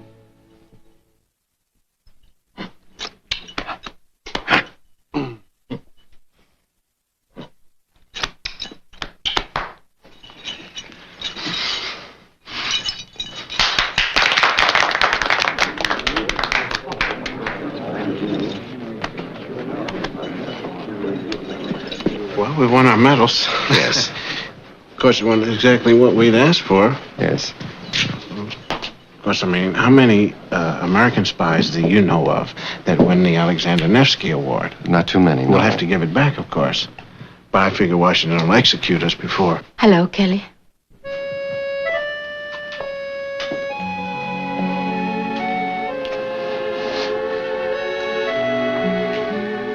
Alina, I'm sorry. Don't be. What you did for my people was more important than whatever foolishness we had between us.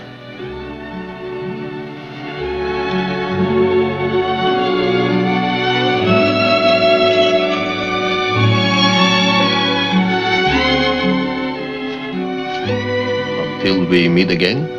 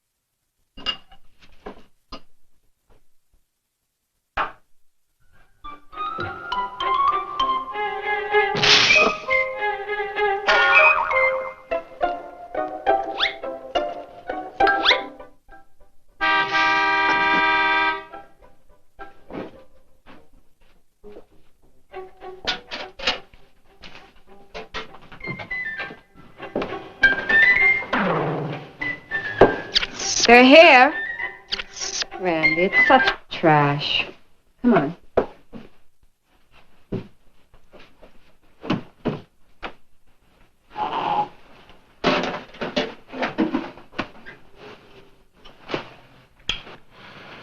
Hair looks terrible. Don't lecture me. We better get it up in curls. You're supposed to be a housewife, not a hairdo ad.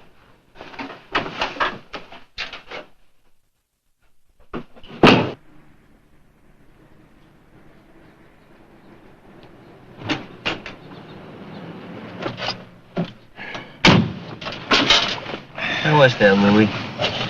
That good stuff, Louis? Hey, why don't you pass it around, Louis? Share it with the carpool. No, man. I need it. He needs it. He's a junkie for water. Maybe he does need it. No, man. He just doesn't want our filthy lips on his jug. We got germs. Oh, I forgot. We got a new set of germs in the car this morning. This is, Johnny Harmon. And that's, Steve. Kolsky.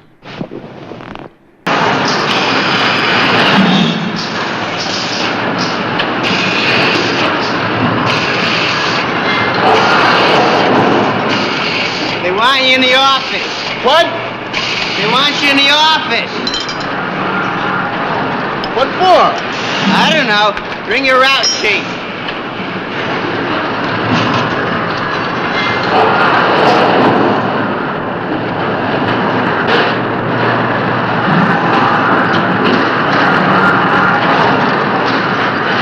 The part's no good, Harmon. Way out of tolerance. What dimensions are you supposed to hold? Read it and weep.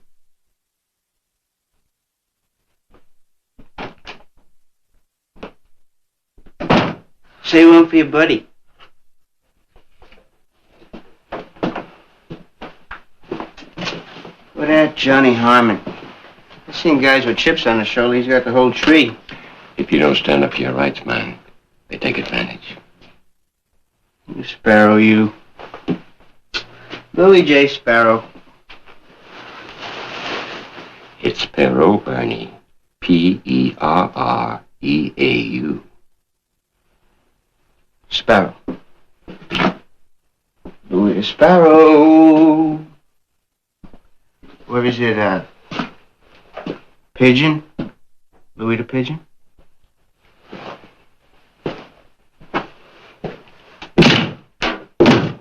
He's insane. How long has he been working here?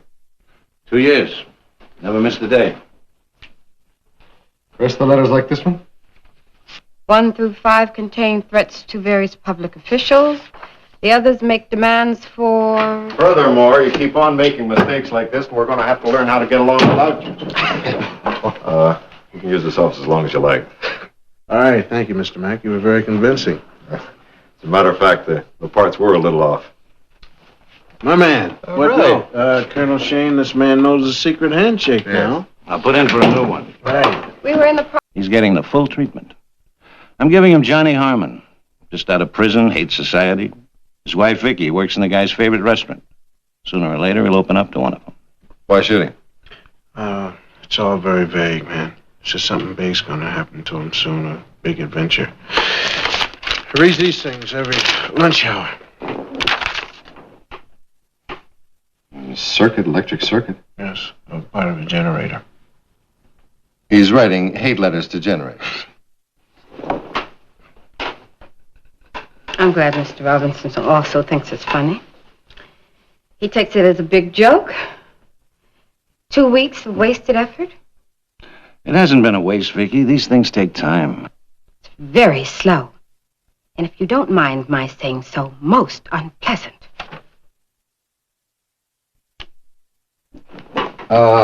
Listen, Colonel Shane, I have an idea. The guy digs hate, right? The letters reek of it. Well, why don't we give him somebody to share it with? Yeah, you know, hate, that's a beautiful basis for friendship. There's a guy in the shop that he doesn't dig at all. You know, he'd like to clobber him. Why don't I do it for him?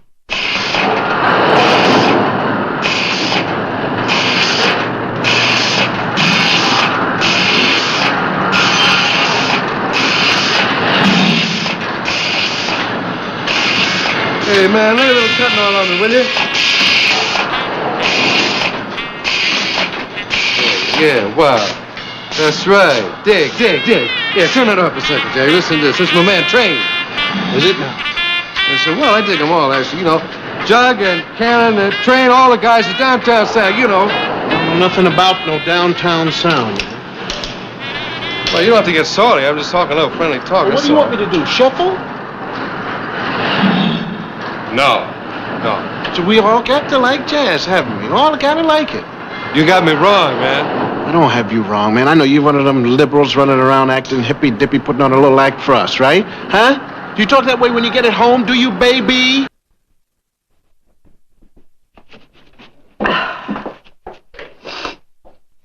And with his ear to the reed stems, he caught, at intervals, something about the wind went whispering so constantly among them.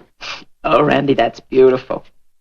Look, I'm crying already. It's the onions. No, honestly. And you read it so good, too. Like a regular Basil Rathbone. Wait, I want to hear some more. Vicky, darling, if you want to go home, go home. Oh, Nettie, thanks. That's sweet. But I've got a customer. Only Bernie.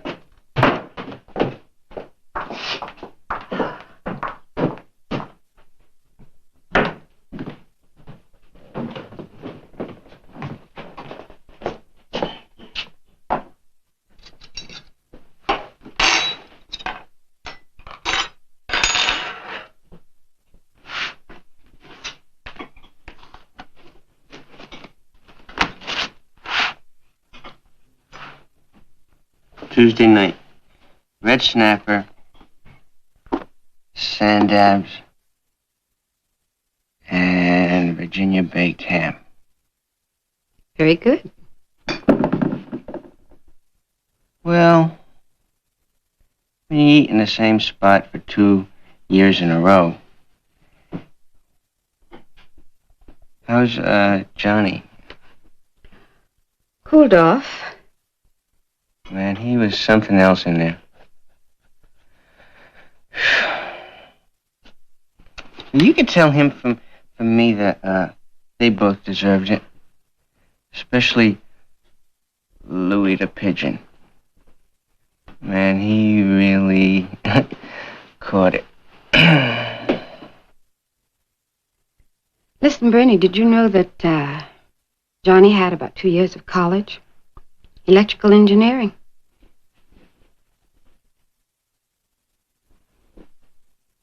Oh, yeah? Mm-hmm.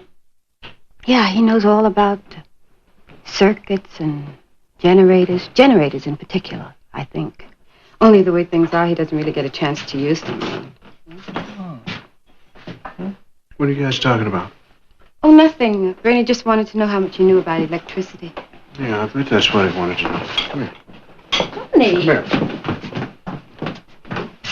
What was that all about?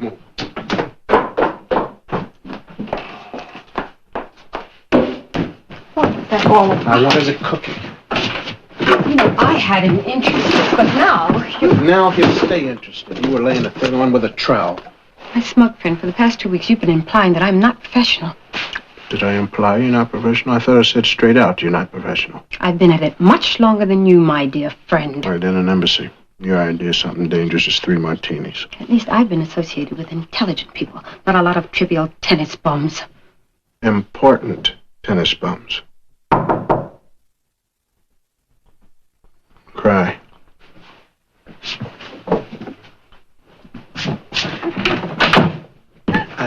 She forgot to take my order. Yeah? Well, I just came back here to tell Nettie. Yeah, well, listen. You know, if you'd simmer down for a bit, maybe I could tell you something. All right, go ahead. How to make money. How to get satisfaction. A whole lot of satisfaction. You interested? Maybe. Well, let's have dinner on it. Can you make that 2 red snappers?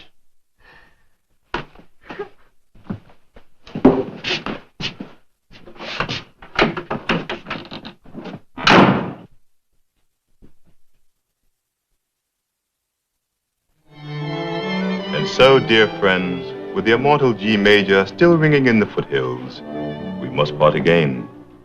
Won't you join me here on the terrace tomorrow morning at 9? I'll have coffee, croissants, and the classics. Until then, this is Edward, Prince Edward, saying, cheerio.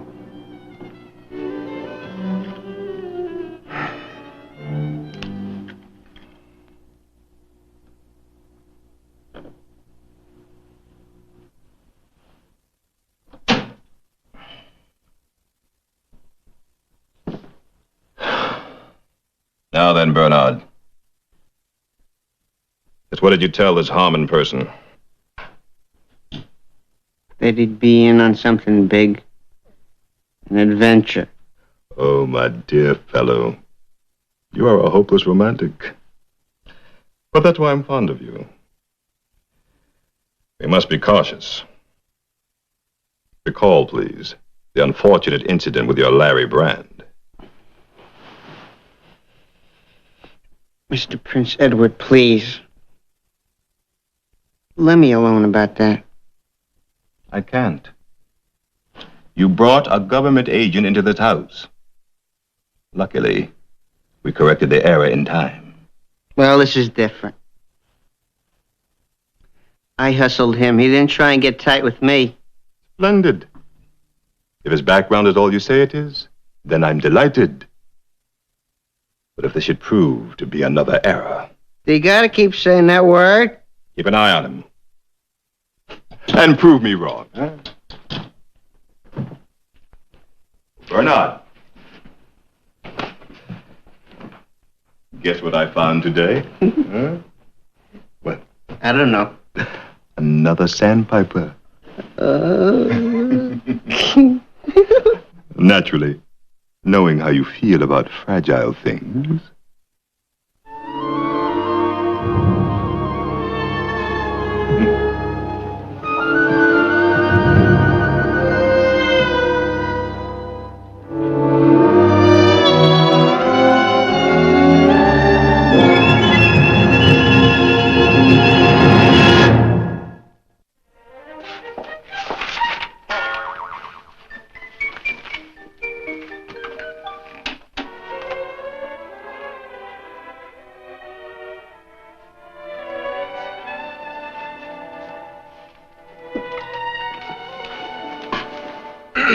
What happened to Marvin Mole?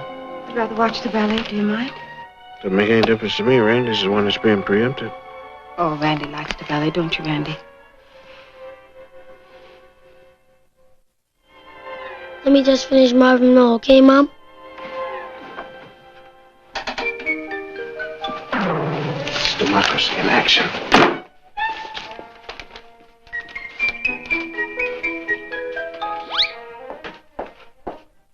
Congratulations. Thank you. It's a cheap victory. The child has no father. Naturally, he would gravitate to a masculine figure. Now, what girl's psych book did you get that out of? Vicky, that's a kid in there. He knows who he is and what he likes. And I don't. Well, you're some Phi Beta from Detroit who knows what she ought to like.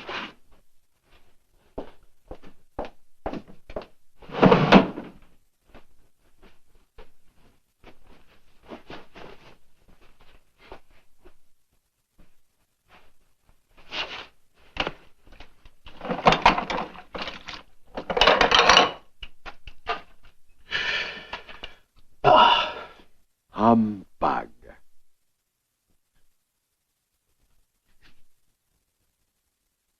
That's you, Scrooge? Yeah. Meet me out in the back. You're being watched.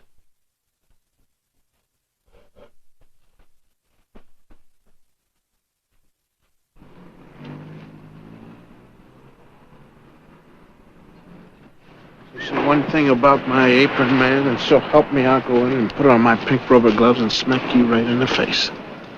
Would I say anything about your Swiss polka-dotted apron, now would I? Well, not under the present circumstances anyway. Now, what's the trouble?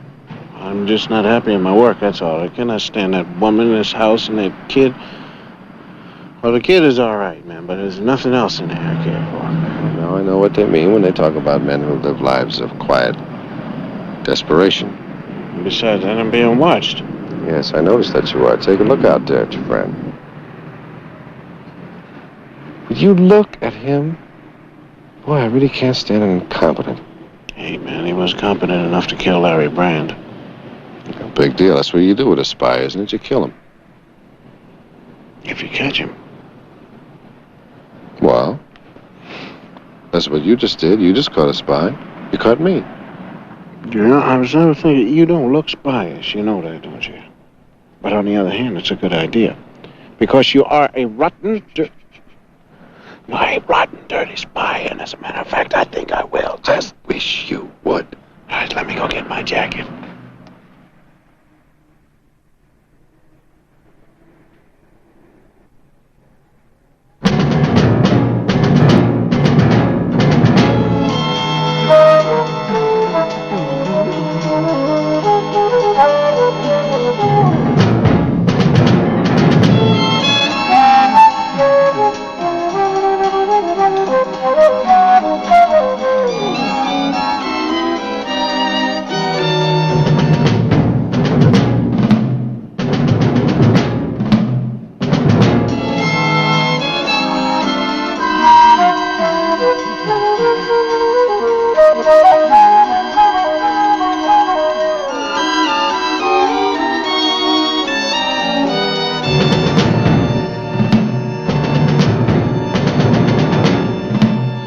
Drive around all night, hit about 10 bars, real buddy-buddy? Well, I don't get is this is the same guy he beat up on Monday. Bernard, I think you do get it. You just don't like to admit you were wrong. Yeah. Cheer up. It isn't a full-fledged error yet. Not if you take the proper steps. Well, just don't you worry about that. Good.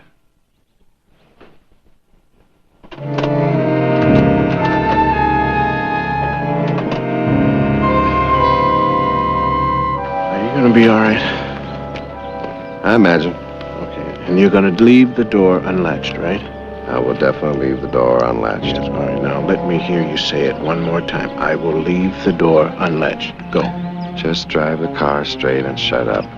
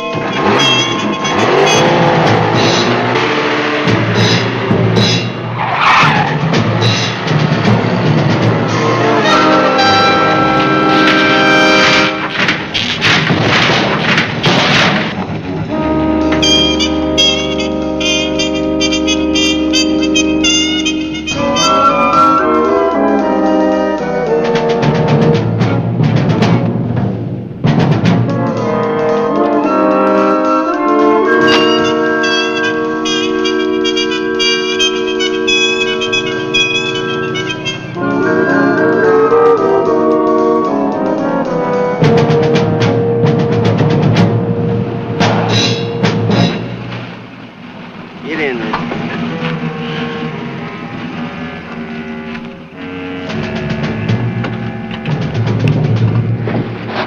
What are you doing here? Watching you, naughty, naughty. The guy was a fink, Bernie. He was a spy. I strung him along until he made his pitch. He wanted me to spy on you guys. He said if I didn't, he'd violate my parole. You done good, Johnny.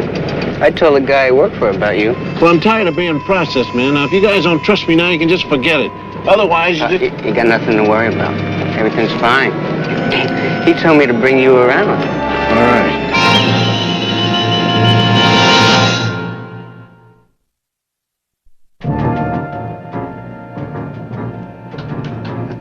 If you just listen for a minute, Mr. Prince Edward, Johnny Harmon is around the corner having coffee. Yeah. No, I didn't check to see if he was dead, but he's got to be dead. The way that car went over the cliff. Yeah, okay. Guess what? We'll go right down to the morgue right now.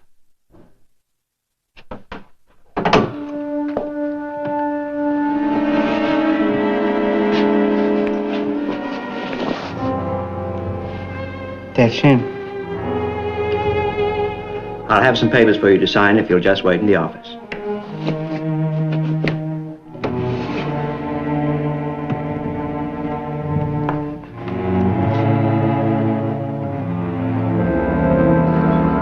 Hey, what's the new guy?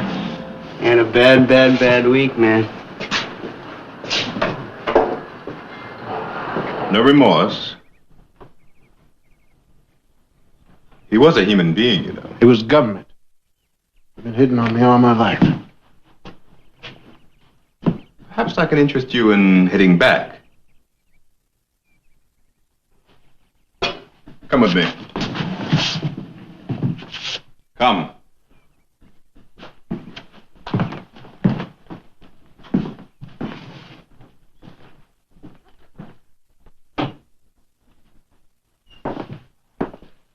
A touch of theatrics, but bear with me. The hydroelectric plant at Henderson, Nevada, supplying power roughly to this area here. Now, if something should happen to a generator, the resulting overload would cause a power failure here, here, and here. And at the height of rush hour, we would produce this. Oh, is this for kicks? No, Mr. Harmon. Darkness, planned darkness, is a commodity and can be sold for an exorbitant price. You have customers? Oh, indeed. A gentleman, shall we say, in the import business wishes to move a huge shipment. And then there are those who wish to have their privacy guaranteed for certain business transactions. I should make a pile. Actually, the money that I'll make domestically is small compared to the international market. Oh, what's that? Various groups, east and west, will pay handsomely for a major power failure. One in which the cause is obviously sabotage. It shakes public confidence, breeds new tensions, riots. Now, that's ingenious, Mr. Prince Edward. I never thought of that. You might have, Mr. Holmes, if you'd been born in Jamaica.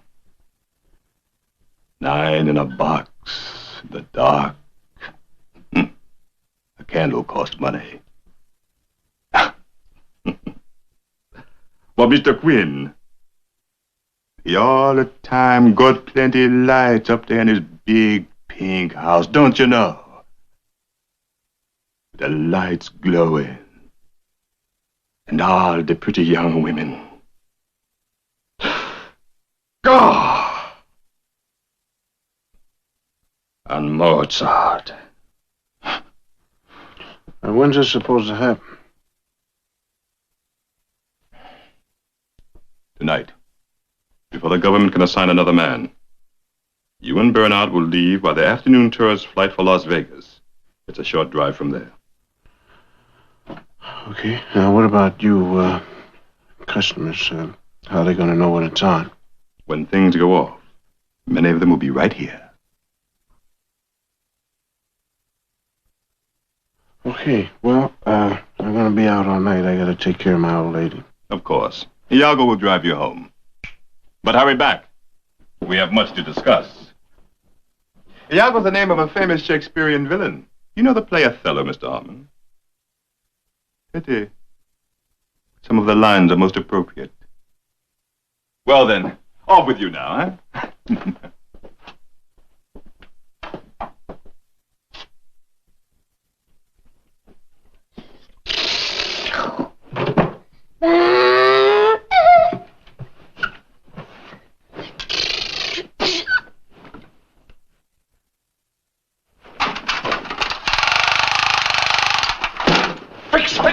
Fix. All right. This is some mess you got here, youngster. Boy, don't tell me what it is. I'll figure this out right now. This is a dirty old dungeon, right? Crawl through the dungeon, you come over, here's the enemy vehicle, chop down the enemy, and you jump in your vehicle, climb across the mountains, en route to... Switzerland. That's right. Switzerland you're going to. How did you know, Johnny? I'm a secret agent. All secret agents know how to get to Switzerland, man. Blindfolded. Are you a secret agent? Certainly. Yeah. You want to see me, man? Whoop! I can't let you see it, mostly because you'll turn me in. Where's your mom? At the laundromat store. Mm-hmm. Well, I think you better get Europe here all cleaned up before she gets back. And while you're at it, when I was your age, I didn't wear my father's sport coat crossing the Swiss Alps. Take it off. You're not my father.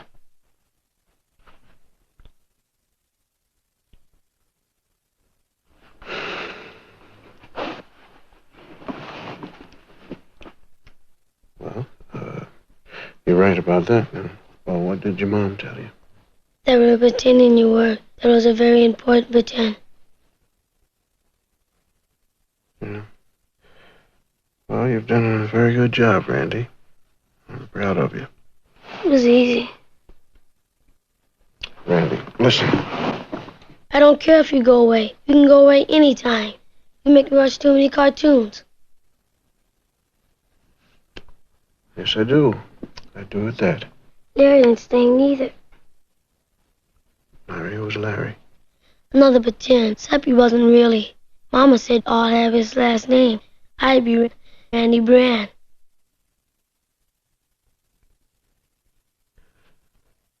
Well, I'm glad you told me that, Randy, because I happen to know Larry Brand.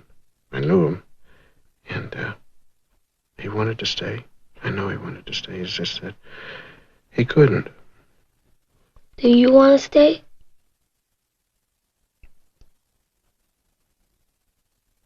Yeah. Yeah, I want to stay. But I can't either, you see. But we can be extremely good friends. Close friends. Randy, come on now. I happen to need one of those. Is that a best friend?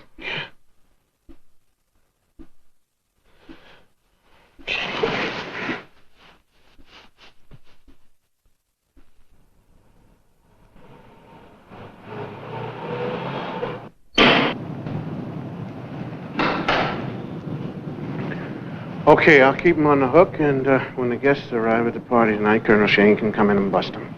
I'll give him the information. All right. So there's my chauffeur. I'll see you around at some embassy party or something. Be careful. Be careful? I beg your pardon. Did I hear you say, be careful?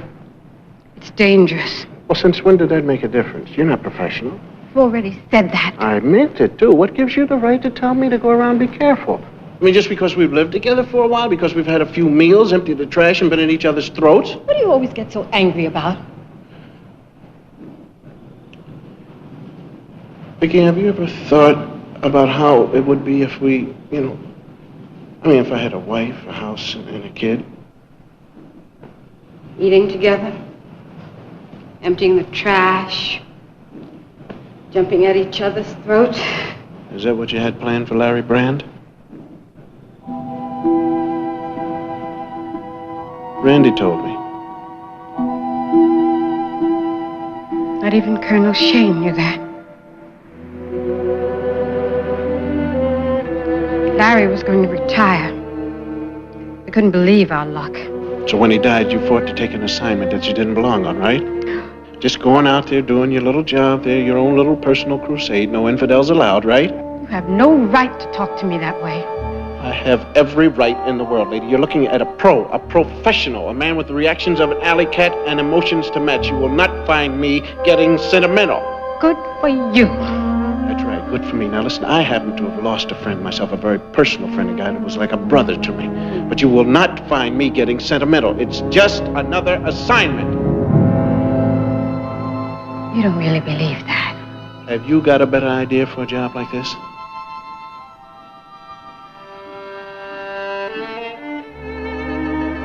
How did it happen? I don't know. The guy was supposed to get out of a car.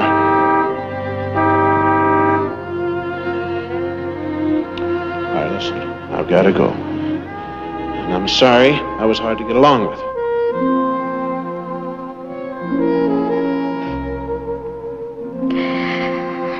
Well, now, what's funny? Nothing. Come on.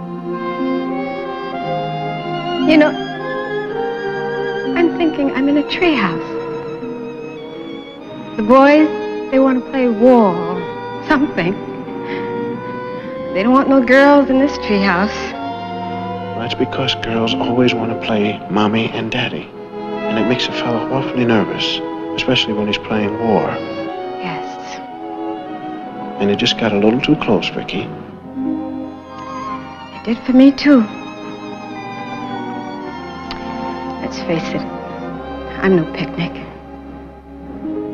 Carny culture. I don't even like ballet. Well, I do. Now, come on over here and let's give this man something to look at. Of course.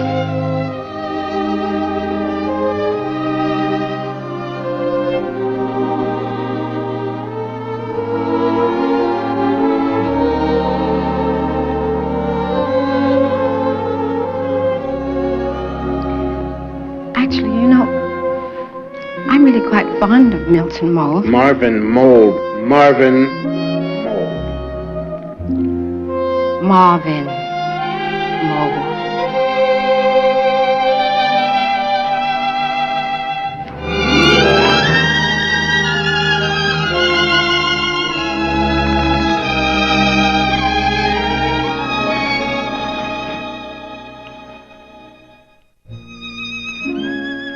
You've got to come back.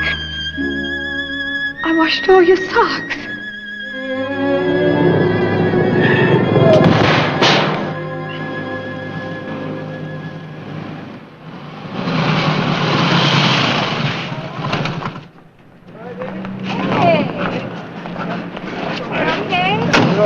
All right. Iago, let me take care of this. Mr. Prince Edward didn't want to see him. Listen, it wasn't my fault, man. I run into an oil slick back there. Where? I don't know. It's back there somewhere. Why don't you show me? Hey, what'd you do down here, man? No, we had the mirror. Hey, look at this. Yeah, you drove the wrong way. That's why I couldn't see where he was going. Like me.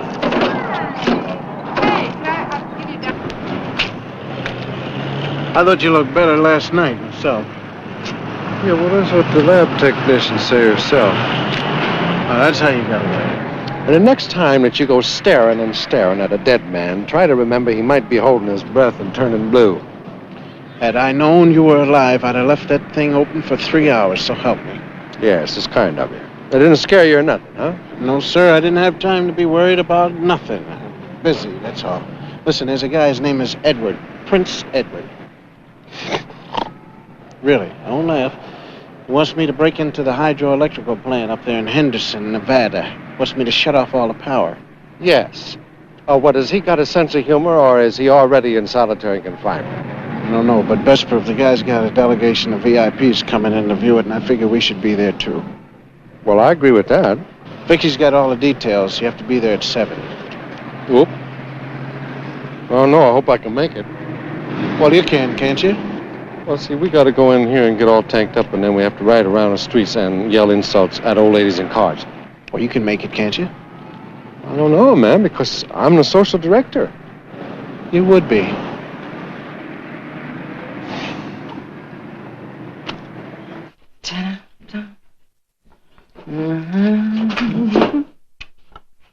There he is, my best friend. My mom here yet? She's late. But you sit over here, best friend, and when I finish, I'll make you a luscious sandwich. I already got a best friend. No, my heart is broken. Who is it? Johnny. Oh, well, that's not fair. He's a father. Ned, you want to hear a secret? Sure, if you want to tell me. I ain't got no father. Johnny's just a pretend. Really? But he said we're extremely close friends. That's the best. And not only that, he's a secret agent. Think of that, dear. Think of that. To success. All right, we better get going. Plane leaves in 30 minutes. Bernard, how can we drink to success if Mr. Harmon goes off without his diagrams? Sorry, forgot. Such callousness. One might almost doubt your reliability. Well, don't. Oh, my dear fellow, I wouldn't dream of it. You go tonight, and you'll do a first-rate job. Because you don't want Victoria to die, or the boy. You grabbed my wife. Oh, come. We can dispense with that little fiction. Although, according to Iago, you're not without feeling for her.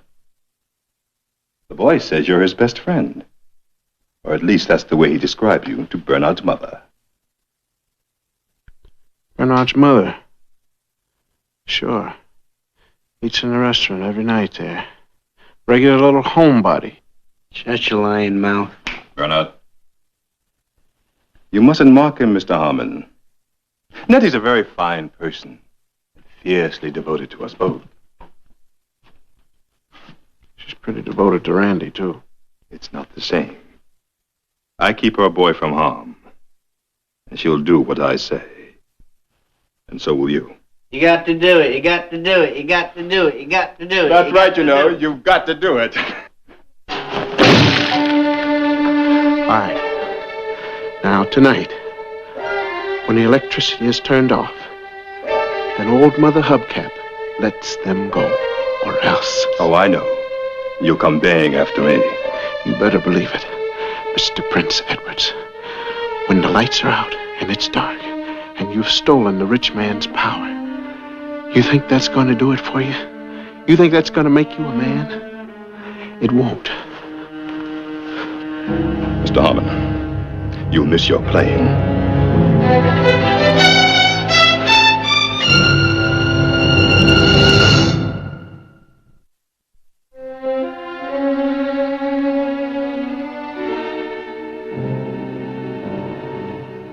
Nettie, you amaze me.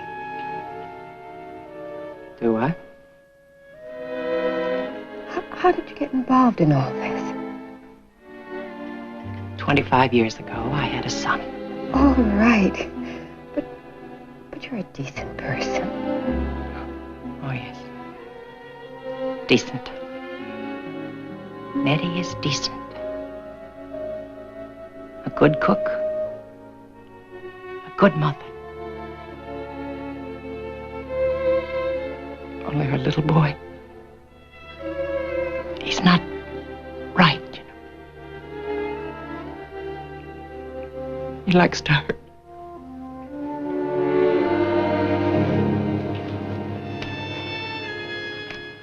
But you don't want to hurt anyone. I have. For him, I have. And I can do worse. You know I can. Because you know what it's like to love something violent.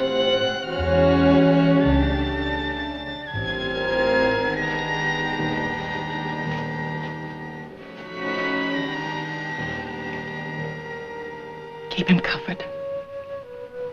The child shouldn't sleep cold.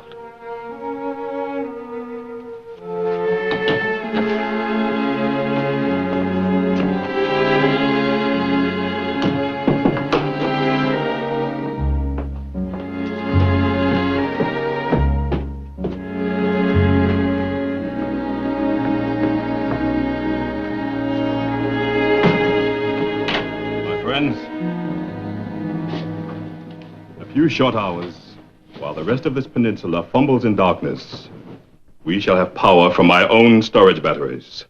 Well, that makes us pretty conspicuous, don't it? There's no law against being conspicuous, Mr. Stewart. Should anyone intrude, we are merely a group of music lovers who have met here to listen to a rare...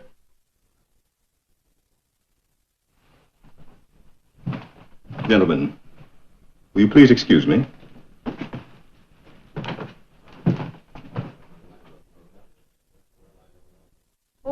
Oh, please, sir. You're going to break my arms. What in the world? Enough. Ah. Oh. This is outrageous, sir. You're definitely going to hear from Brain Billers Incorporated. You sell encyclopedias? Well, I certainly do. And I've never been treated in this outrageous manner in my life. My man tells me that earlier today he saw you riding a motorcycle. But that's ridiculous. I've never seen him before, and I've never been on a motorcycle.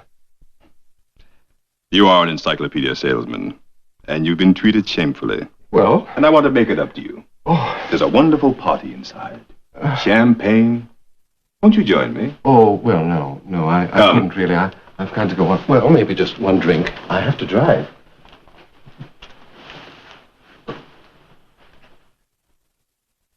Next year's issue of the encyclopedia will contain several editions which, unfortunately, were late this year in arriving at the presses. So that all that marvelous new material on bugs, or I should say, perhaps insects, that we've done won't appear. Well, I've always said that the sure way to ruin the rondo alla turca is to take it too slow. Eddie? I fear we've been let down. You know what must be done. Yes, I realize you find it hard. I'll send Iago. Kill them. Sire? At last, success! Now, give me some light. Light. And music.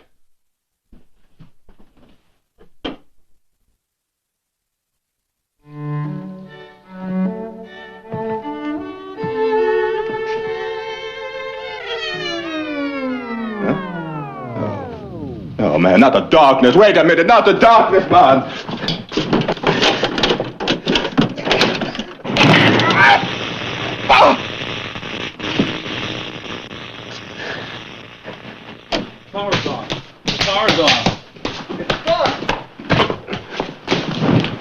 Well, it's about time you got here. Hey, man, you try and black out 80 square blocks without the city's permission. I got blisters from cutting wires all over the place.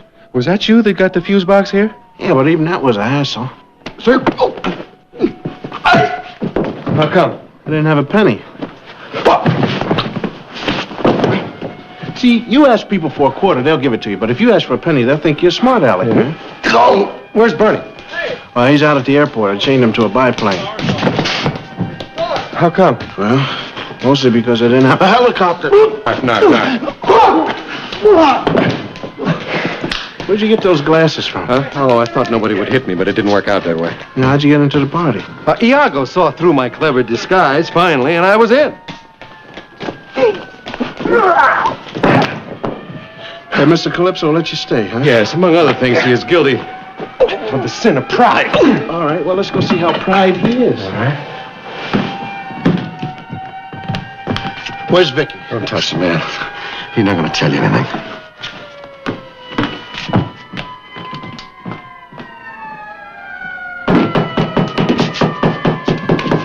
What's in the refrigerator? I don't know, something cold. Where are they? They're downstairs, but the door's open electrically. You can't hear it.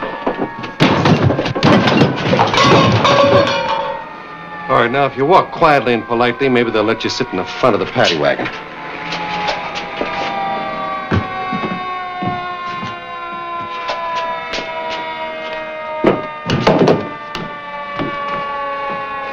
Scotty? Yeah? You all right? Yeah, everything's fine, man. My family's fine.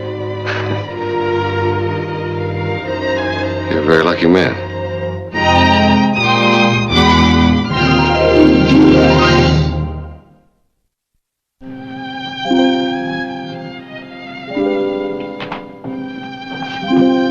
Take care of yourself, Vicky.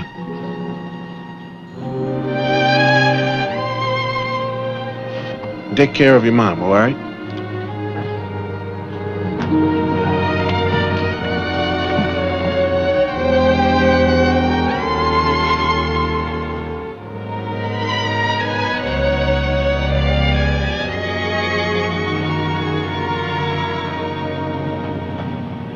The gentleness and the sweetness of it. Yes, and you were peeking. No, I never peek, man. I leer a good deal, like the dirty old man that I am. With a certain degree of envy, I might add. Well, this is the scoop. I'll tell it to you one time, and then I will not mention it anymore. Oh. In 6 months, I get a vacation, as you do, my friend, and so does she. And I'm going to meet her right here. And then, well, then is then, that's all. Well, I wish you a lot of luck. In my experience, when you get to know them better after 6 months, they get different. Yes, old wise. Hey, that's right. I was different than... Wait, hold it! Darling, what's wrong? Listen, the name is Scott. Alexander Scott.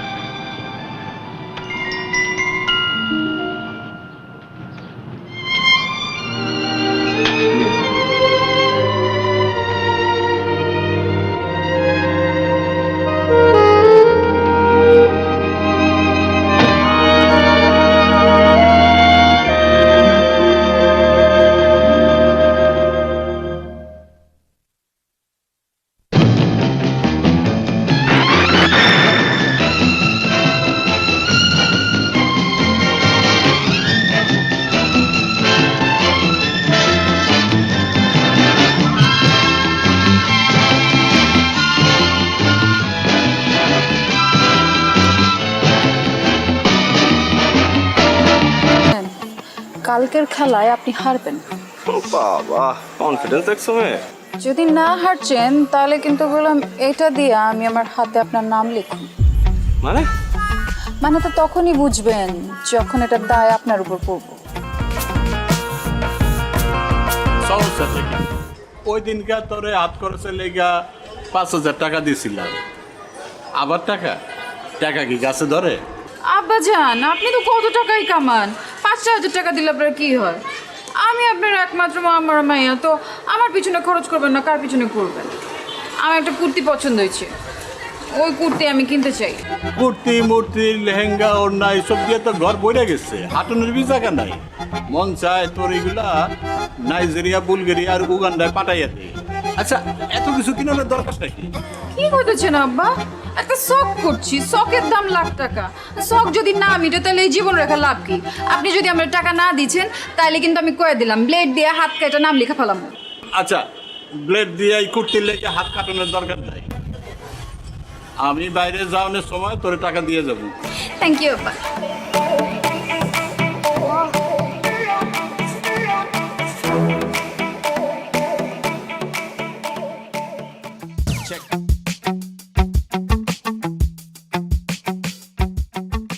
আচ্ছা লাইলি, তুমি এরকম প্রতিদিন কোনো পড়াই complete করছো না, আমি কিন্তু তোমাকে আর পড়াতে আসবো না।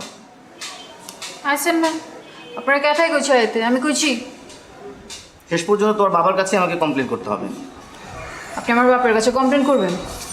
পড়াশোনা করছো না, বাবার কাছে কমপ্লেন করবো না? অবশ্যই করবো। ঠিক আছে, আপনি যান, আপনি আমার বাপের কাছে কমপ্লেন করেন, এদিকে আমি ব্লেড দিয়ে হাত কেটে আপনার হাতের নাম লেখা রাখবো এখান দিয়ে। দেখো এইবার না হয় আমি তোমার বাবার কাছে কমপ্লেন করবো না, কিন্তু তুমি যদি পরীক্ষায় ডাব্বা মারো তাহলে তো আবার আমি শেষ।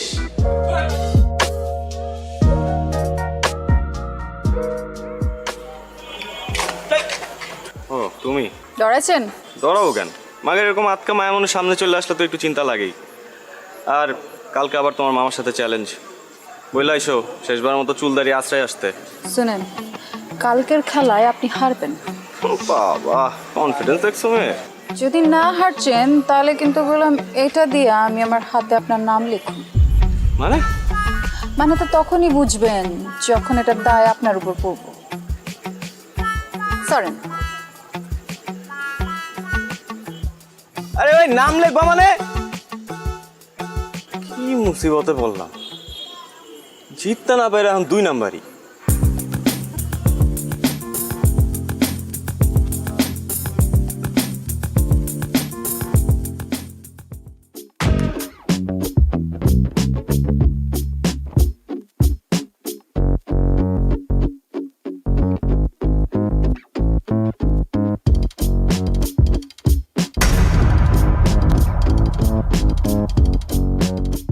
কি সমস্যা? যাইতে দিছো না কেন? সমস্যা আমার না আপনার। আপনি মানুষ না খুনি? মানে বুঝেন না? কালকে কি করছেন? কাচির লগে কি মিলাচ্ছেন? পেট খারাপের ওষুধ। দেখো এখন কিন্তু বাড়াবাড়ি হইতেছে। তোমরা কাচ্চি খাইতে চাইছো, আমি খাওয়াইছি ব্যাস। কারণ কারো যদি পেট পাতলা হয়ে যায়, কেউ যদি হজম করতে না পারে, সেটা তো তার সমস্যা, আমার না। বাড়াবাড়ি আমরা করছি না আপনারা করছেন? মানে ইচ্ছে করে আপনারা খান নাই কালকে, তাই না? যাতে আমার লগে প্রতিশোধ নিতে পারেন। আর যদি নিতে চাই সেটা কি দোষ? 3-3বার ঘুরি চ্যাম্পিয়ন আমি, তোমার কারণে আমার হারতে হয়েছে। হারছেন তো কি ইচ্ছে? মাঝে মাঝে কিছু জিতবার লাগা কিছু হারতে হয়। এই তোমার কাছে হাইরে আমি কি জিতছি? হ্যাঁ আমারই জিতছেন, আমার মন জিতছে। এই দেখো তুমি আমার আবার কোনো কিছু তো ফাঁসে দিচ্ছ, আমি বুঝছি। এইসব ফান্দে আমি পা দিতেছি না, প্লিজ। আমি আপনারে ফাঁসাই নাই, আপনি আমারে ফাঁসাইছেন। আমি তো আপনার প্রেমে পড়ে গেছি ফ্রি মাস্টার। আপনি আমার মারবেন, মারেন, কাটতেও ফালান, কিন্তু আমি আপনার ভালোবাসি, এটাই সাইন্স। হ্যাঁ এর জন্যই তো সায়েন্সে মারো ডাব্বা। যতই অপমান করেন, শাদি তো আপনার আমার লগেই হইব। তোমার মতো মেয়ের সাথে শাদি দূরে থাক, প্রেম পর্যন্ত করতে রাজি নাই আমি। আর এইসব ব্লেড ফেড দিয়ে কোনো কাজ হবে না, আমি ভয় পাই না আর। দেখো চন্দ্র তুমি কি করো।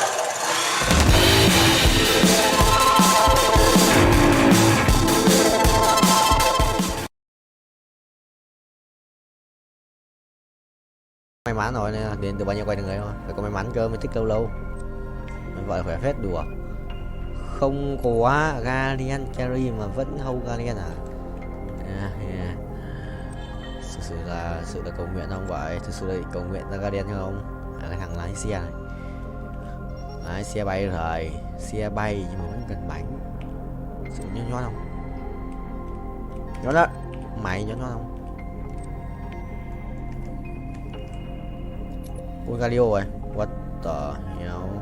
Ui nói ở kia thì không có tầm.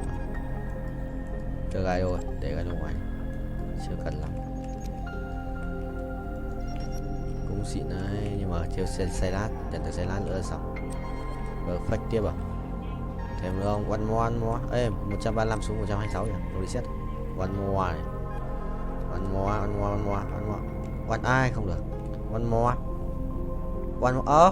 Không one more. Quả đấy. Ê, được. One more. Two more. Two more.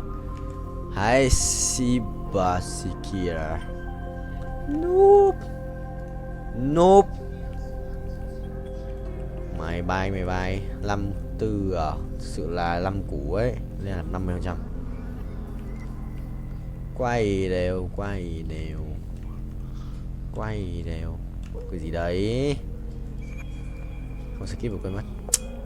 Có thể về qua kia thì bay thì kiếm tiền G-Bird. Quá mạnh. Ra một tuổi mà rồi lên go 4, cứ chỉ go 4 cho tôi vậy, chôn tôi à?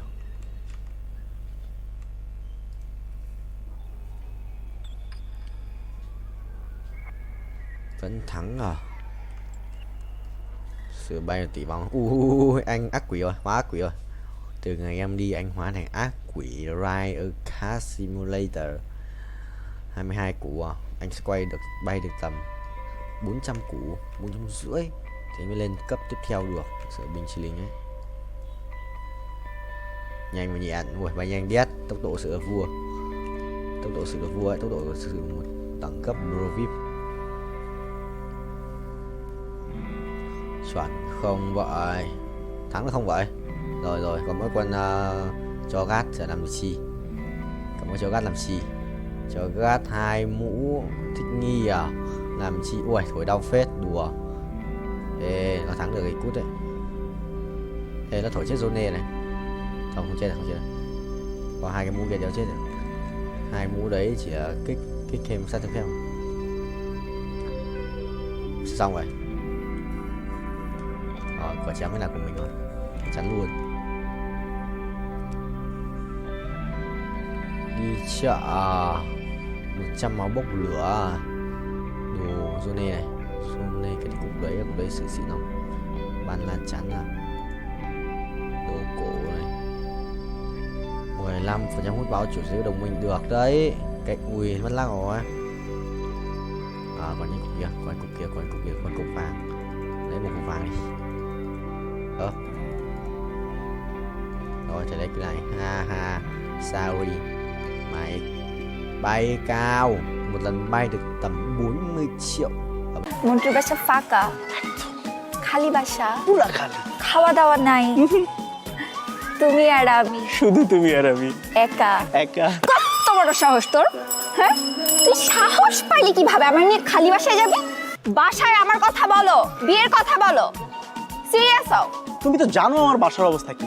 এমন ভাই যেন পৃথিবীতে কারো family যেন না জন্মায়। মানে ওর জন্য আমি কিছুই হচ্ছে না। ও ফেল করে আর বিয়েটা হচ্ছে না, ফেল করতেছে আর হচ্ছে বিয়ে পিছাইতেছে। কিন্তু আমার লাইফটা কোথায় যাইতেছে সেটা তো কেউ চিন্তা করতেছে না। ও তো সেই ব্যাপারে কোনো টেনশনই নাই। আমি যে তোমাকে কত ভালোবাসি এটা কি ওকে আমি বুঝাইতে পারতেছি বলো? হ্যাঁ, আরে কি হয়েছে? না, আমি আর বসে থাকতে পারবো না। এতক্ষণ ধরে রিকশায় বসে থেকে আমার ব্যাক পেন করতেছে। কোথায় দেখি? দেখতে হবে না। আমি আর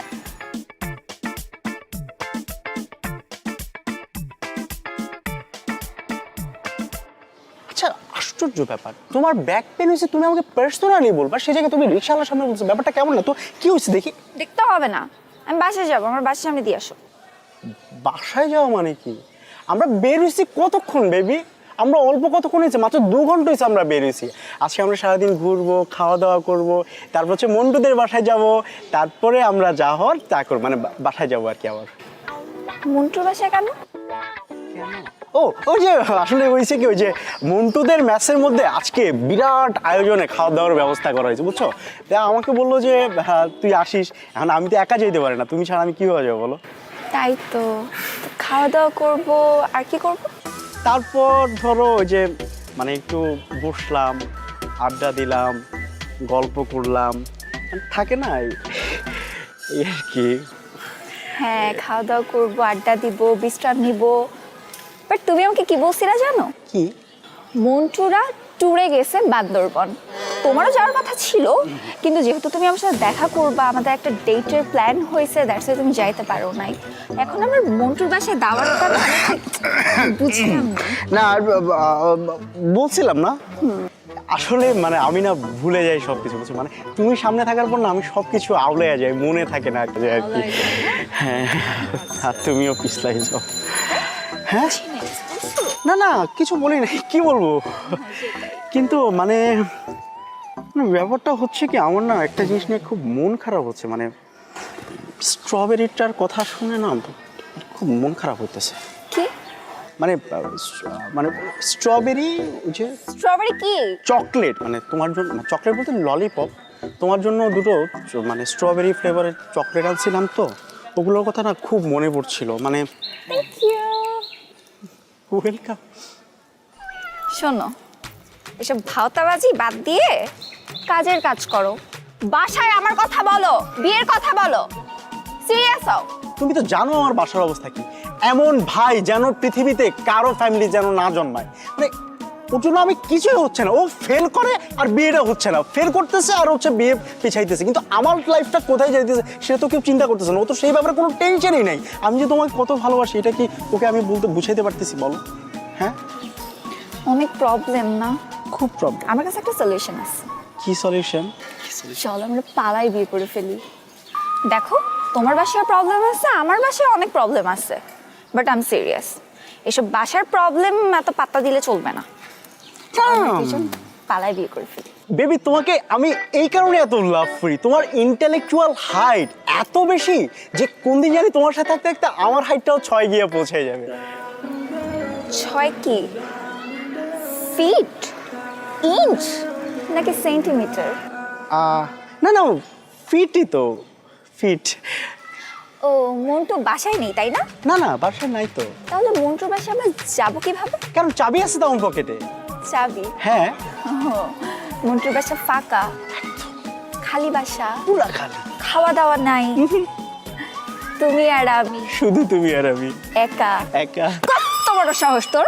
হ্যাঁ, তুই সাহস পাইলি কিভাবে আমার নিয়ে খালি বাসায় যাবি? তুই কি মনে করছস আমাকে বলবি যে চলো আমরা খালি বাসায় যাই, তোর সাথে আমি ফুরফুর করে চলে যাব? ঠিক আছে, না গেলে তো আর কিছু করার নাই। পিছলাইতেছ না? আসলে তুমি না আমাকে নিয়ে সিরিয়াস কিনা আমি সেটাই বুঝি না। আমি বাসায় একা একাই যাচ্ছি, আর তোরে ললিপপ তুই খা। Baby, baby lollipop.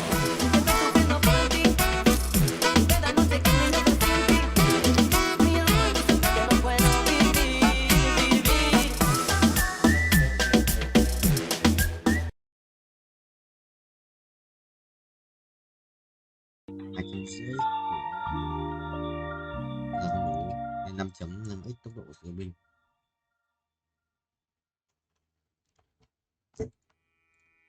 Binh không thầy ơi.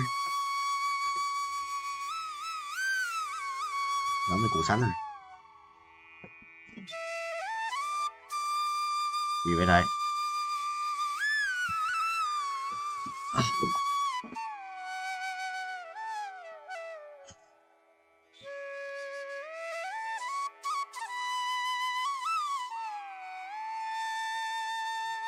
Này 125 à? 200 rồi. Cộng gì đây? Tạm mới nâng cấp tất cả nâng cấp cho một lần. Bình. Rồi, xoay bài tự động không? Có lấy bạc rồi anh lấy xoay bài tự động ấy.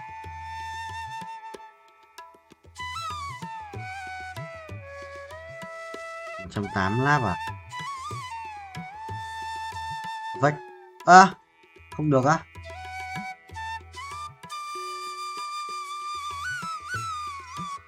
Perfect. Được, lại còn.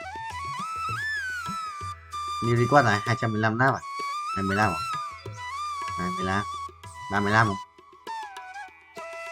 Được, cộng 10 này, 30 rồi, thừa 30. 10 này. 229 à? Đâu thì bảo thiếu 30. Không à, đánh mày gì luôn. Thần tài này. Thần tài lên, chờ nhỉ. Thần tài lên.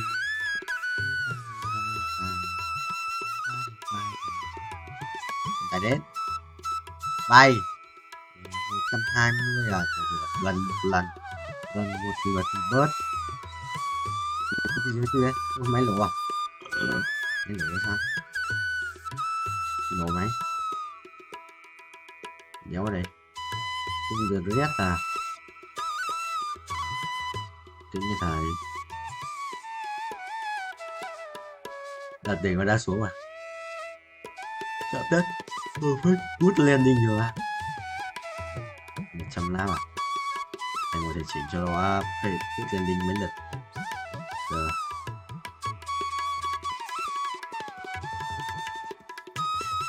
chọn tìm bằng những gì mà cho này á vì nó thì lệch lệch chạy sang bên kia một tí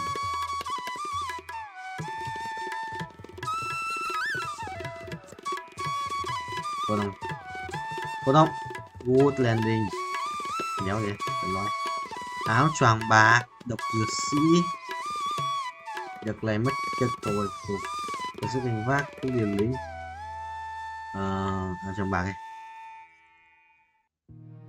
xong đâu vậy thần tài ngay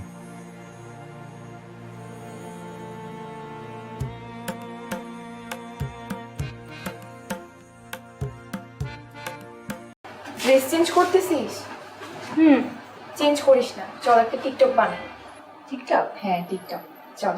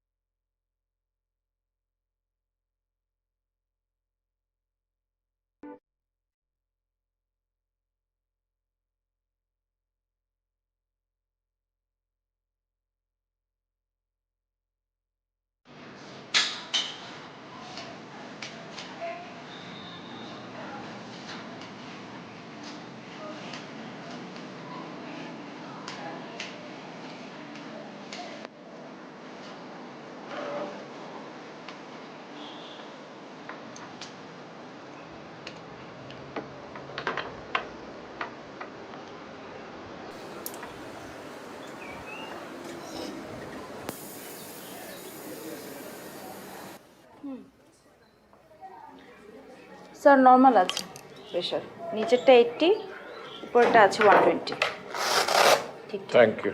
thank you Come to the.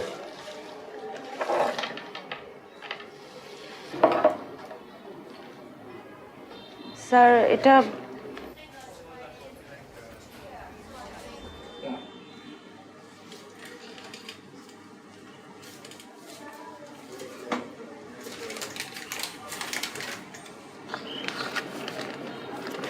কি আশ্চর্য দেখছিস 1000 টাকা দিল pressure মারতে তাও তুই জানিস উনি কে উনি শহরে অনেক বড় ধনী লোক এমন কোনো মসজিদ মাদ্রাসা নাই যে উনি দান করেন নাই এমনকি আমাদের এই হাসপাতালেও ওনার চ্যারিটি হেল্প ছিল ও ভালো লোক ড্রেস চেঞ্জ করতেছিস চেঞ্জ করিস না চল একটা টিকটক বানাই টিকটক হ্যাঁ টিকটক চল ঠিক আছে এই ড্রেসটা পরবো এটা পর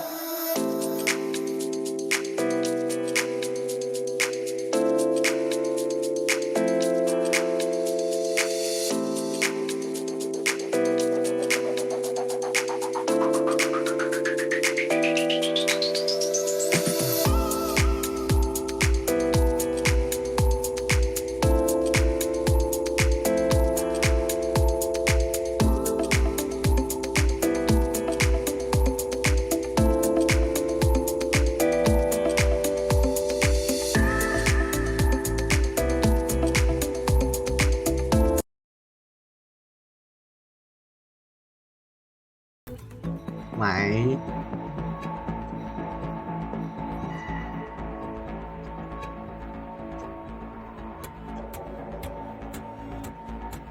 Mày viết kiểu với hả? Tôi viết kiểu sự bình chilling ấy. Kia ai cầm kiếm này. À cái đai máu này. Kia ai cầm kiếm này. Rồi. Mày hỏi đâu thằng lấy rồi. Chuẩn không? Chuẩn không? Chuẩn không? Chuẩn không? Tranh mày tranh. Mày tranh với tao. Nhiều record á. 233 vòng. Mình có đầu bây giờ. Báo á. Vậy cũng chưa đi 30% hả? 20% kiếp quỷ à? 100 không? 110 à? Kiểu tầm 5. Quá. Để cho được 5 bay cho mình. Cái mình đại.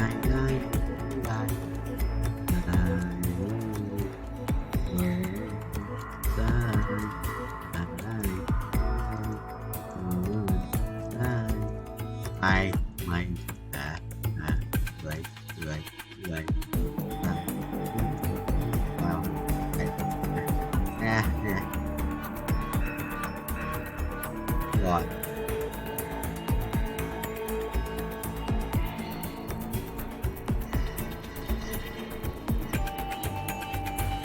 cuối cùng tại wow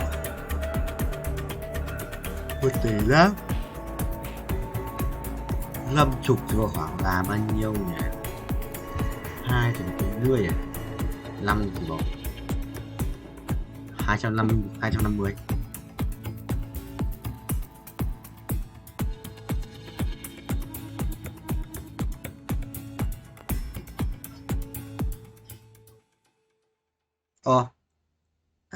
Đủ.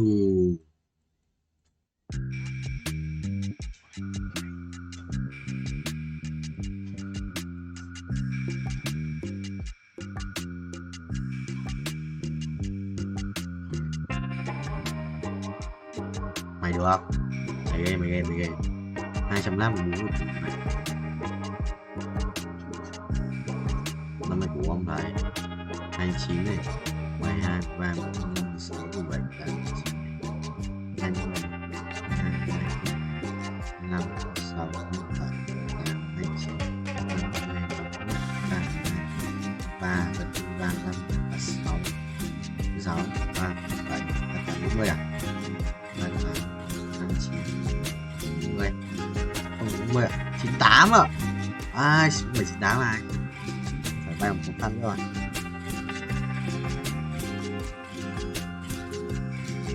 What the hell?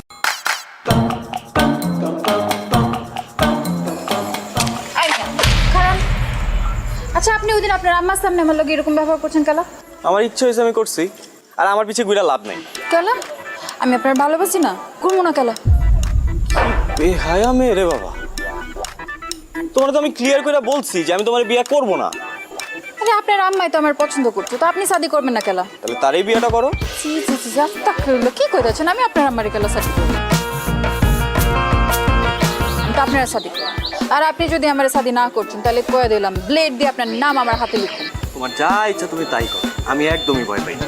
আগেরবার মাইনে নিছি খেলা ছিল দেখা, এটা খেলা না, এটা আমার জীবন। আমি জীবন নিয়ে ছেলে খেলা করতে পারবো না। আমি হাঁচা কইতেছি, আমি কিন্তু ব্লেড দিয়ে হাতে পায়ে গলায় মুখে সব জায়গায় যেখানে ইচ্ছা সেখানে লেখো, ইংরেজি বাংলা ফার্সি যেটাতে পারো সেটাতেই লেখো, আমার কিচ্ছু যায় আসে না।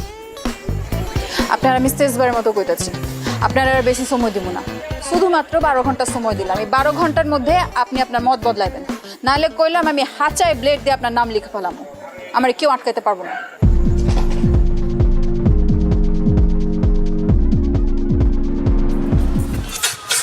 আরামসে তুমি সিগারেট টানো, বুঝো না শান্তিতে, আর ওদিক দিয়ে কাম সারছে। দেন কি স্যার? আরে শুনোস না, ওই মেয়ে তো ডেঞ্জারাস একটা ঘটনা ঘটায় ফেলছে। লেট দিয়ে হাত কাটছে, এখন কি হইব মামা? ওই মেয়েটা বস কি মামা? কোস হাত কেন? ওই মেয়ের তোর কোনো কথা হইছিল? কালকে রাত্রেবেলা বাসার সামনে এসে দাঁড়ায় ছিল, আমার 12 ঘন্টার আলটিমেটাম দিছে। এই কিসের আলটিমেটাম দিছে রে? হ্যাঁ আরে ওই বিয়াতে রাজি না হইলে কি জানি। এই কথা তুই আগে কবি না? আরে আমি কি বুঝছি নাকি? আরে না বাবার কি আছে বুঝোস না মেয়েটা তো ডেঞ্জারাস এখন যদি কিছু হয়ে যায় মামা আমাকে তো পুলিশে ধরে নিয়ে যায় আমি কি করছি ও আমি কি করছি কিছু জানো না ওই বেটা আইনার মারপে জানো জীবনে তো থানায় তুই যাস্তে জানবি কেন থানায় আমি গেছি ফোন যে কোনো হলো আত্মহত্যা প্ররোচনকারী যেই হোক না তার নাম যদি একবার থানায় গিয়ে কয় মামা তাহলে তার খবর আছে এখন তুই কি করবি তুই চিন্তা করে দেখ কি করছে সব এই লাইলি বাইচা আছে তো হ্যাঁ শুনলাম ও তো বাইচা আছে কোন হসপিটাল আছে কো আমি যাই একটু দেখা করে আসি হসপিটালে যাই দেখা করে হসপিটাল থাকলে এতক্ষণ তুমি চৈতশিকের ভিতরে থাকলা বুঝো নাই আর তুমি যাই হয়তো বাসায় আছে এই তুই কি ওর বাসায় যাবি তুই যাবি মামা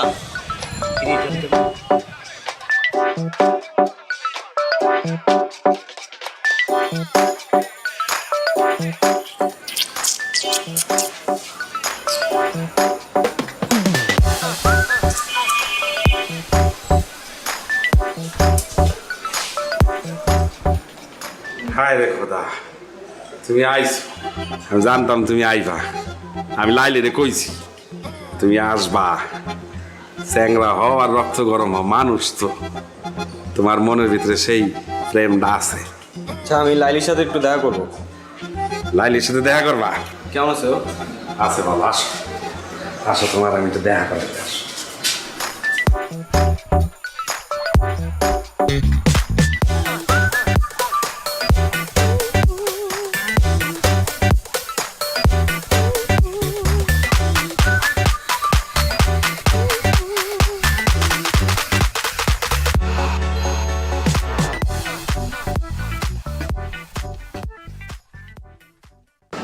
এইসব কি প্লেট দিয়ে তোমার নাম লিখছি বানান ঠিক আছে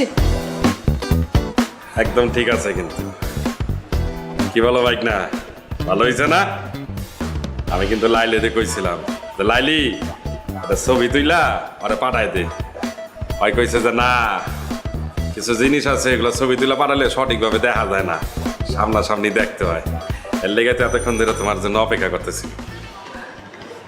এইসব পাগলামির কোনো মানে আছে আছে না তোমার আমি শাদি করব তুমি আমার শাদি করবা করবা না এই তুমি কি আমার বলদ পাইছো বলদ এই পাশে দাঁড়ানো লোকটার মতো নিলে তুমি আমার মামার নিয়ে কি করতেছো আমি বলবো তুমি শুনবা মানে এই যদি তোমার হাত কাটার নমুনা হয় হ্যাঁ আমি জানলে আমি জীবনেও আসতাম না আর যদি হাত সত্যি সত্যি কাটতাও তাও আসতাম না কোনো লাভই হতো না আমি তোমারে বিয়ে করব না তোমার মতো মেয়ের সাথে শুধুমাত্র মজা নেওয়া যায় বাড়ির বউ করা যায় না তোমার মধ্যে ওই রকম কোনো এলিমেন্টই নাই তুমি তো বেশি বেশি করতেছো না এই মাঝখান দিয়ে ঢুকে গেলেন হ্যাঁ সাদে কি আপনার মানুষের হাবলু কয় এর লেগে আপনার হাবলু কয় কারণ ঢুকছেন যখন তখন আমারে না বুঝায় আপনার এই ড্রামাবাজ ভাগ্যিরা বুঝান আমি ওরে বিয়ে করব না আমি মরে গেলে ওরে বিয়ে করব না মানে নিজের তো কোনো মান সম্মান নাই পরিবারের মান সম্মানটা যদি খোয়াইতে না চাও তাহলে এসব বন্ধ করো সবার সামনে অপমান করবো না থাক ভাগ্নি তুই কষ্ট পাইস না হয় তোরা বুঝতে পারে নাই আর যেদিন বুঝতে পারবো হয় কান্দা বুক চাপলাইবো তখন বুঝবো যে কি জিনিস হারাইছি তুই কান্দিস না ভাগ্নি একদম কান্দিস না তুই থাক আমি আইতাছি দেখতেছি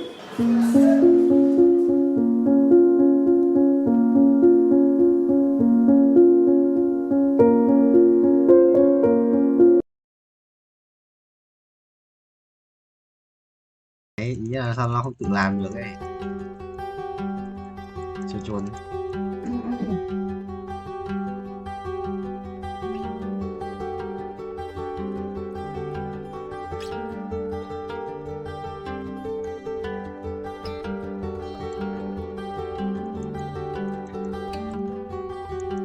Yes, yes, yes, nhà tỷ đô mới rủ vô anh cầm đồ mà chỉ được cái mát mà chơi chúng rồi nhặt quả trứng này anh cầm đồ mà chỉ được cái wow wow wow yes yes sir broccoli đợi để chạy hơn màu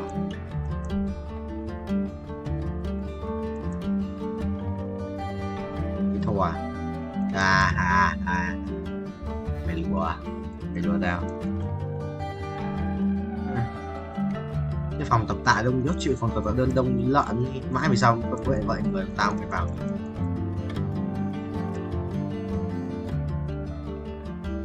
cái đó chỉ cái gì đấy chúng ta cái nhận một tí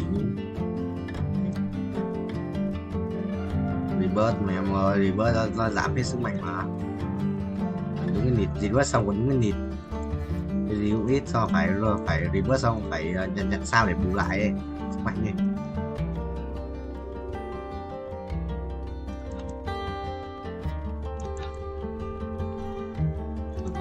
Anh áp đi. Em áp một cái viết ở nhà em của anh cái một cái 1 tiếng không nói đi anh nhau ấy mà anh quay sau em vào quay luôn đấy. Qua hôm qua đó hôm qua ấy.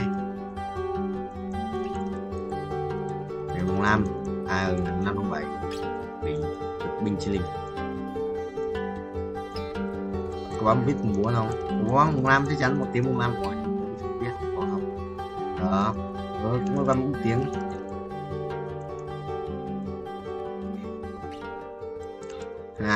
Đã trồ quá. Thích không? Thích mình thích không cho quay chung máy không?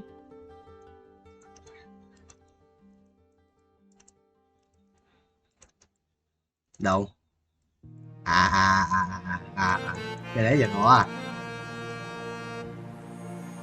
Mày đó mày gì? Đâu? Mày cứ vứt luôn chì vào cái trong túi tao khắc áp lại vào sau, tao khắc sửa tao khắc chỉnh sau. Mày cứ áp thẳng vào trong túi, áp thẳng vào drive trọng túi ấy. Ở đây, áp vào đây. Tao áp xong vào đấy trước xong tao mới cho vào sau mà. Nhìn biết mà.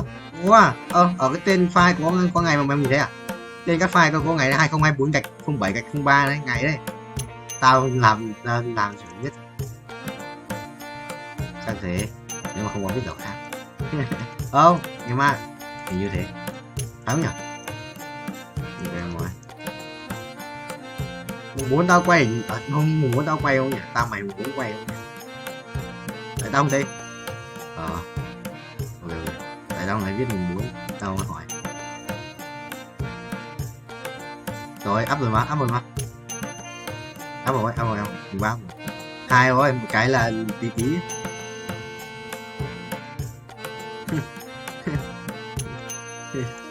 Nhóc. Cái thằng yêu khôi tập rất vớ vẩn nhá. Cái anh đang tập một máy đúng không? Anh tập đủ 3 set trở lên này, 3 hoặc 4 này.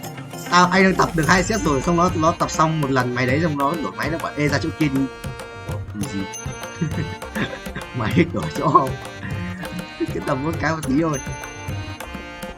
Xong à, đang tập tay đâu mà ra chạy ra tập vụ cơ, xong tao bảo nó là bảo là đang học quen lại với máy. Biết không ơi, nó bảo nó nghỉ lâu rồi thế nó làm quen lại.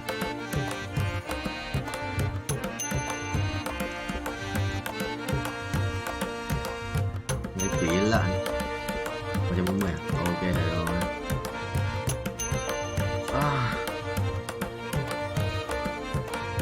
Thực sự là cái chỗ này cho chỉ các kiểu ấy.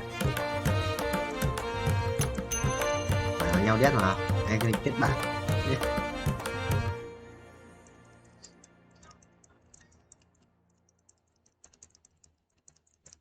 Thằng Tuấn tối nay đi date quốc tiếp về con chú Bảo Châu xong nó bảo anh em nghỉ nhà quay cho anh thì nhớ vợ chúng tao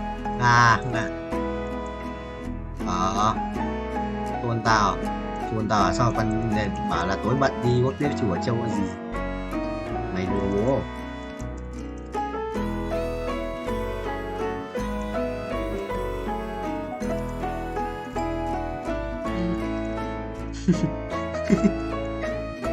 Không, nhưng mà đi làm cái việc gì ta đúng việc chứ. Việc người khác bắt mình làm chôn à? Mày thích không mình làm được không?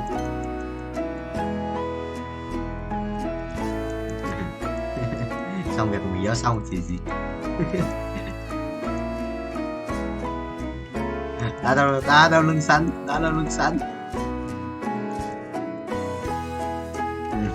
Anh tưởng là anh biết là anh nghĩ là bảo bọn bố ghép mặt xong có tính tiền vít đấy của bọn bố không? Có tính tiền vít đấy là của bọn bố không? Bảo vẫn các vào thích đấy là bọn anh em làm chứ nhỉ? Xuân bố à? Thích hộ không?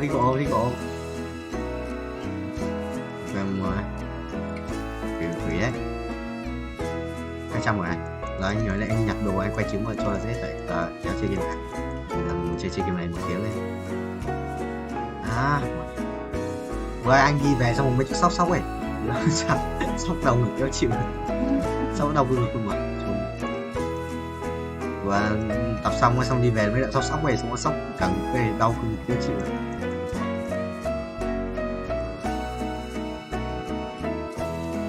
Anh thấy hồi gầy lắm. Nó không thắt cân được thật ý, nó gầy vãi. Hay nói nhìn như que củi tệ. Cái lúc mà tập cái máy áo ngực cái tay nhìn như que củi ấy, buồn cười nó chịu được. Buồn cười mấy lúc cái tập buồn cười á.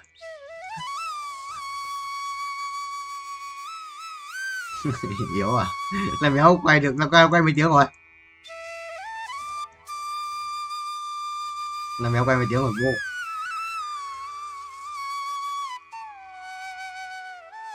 Cái gì vậy?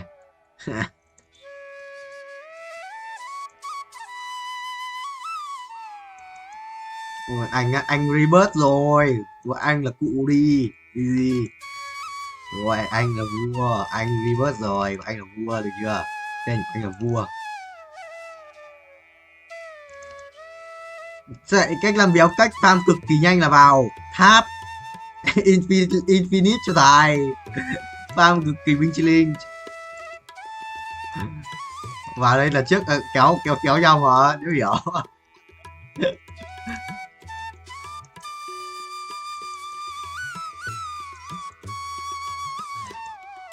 Bao nhiêu? 20 phút rồi, anh quay 1 tiếng á. Đúng rồi. Cho nó anh tưởng nó béo đánh liên minh cơ. Sao đánh? Vua zero à? Vua zero. Vua ba. Vua ba cô ba có mấy cái chết này đi mua đồ ấy. Mua đồ ấy. Mấy thằng ấy toàn mấy thằng ảo giá thôi, cứ bán sự đắt thì bán như vậy. Anh mua rồi mà anh quỷ chết mà. Anh quỷ chết trong đấy mà. Phải đổi xe gói lên tô để xem thằng nào bán giá hợp lý nhất thì mình mua. Còn phút.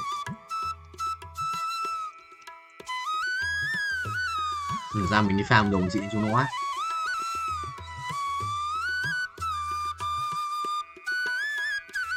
Phải chưa?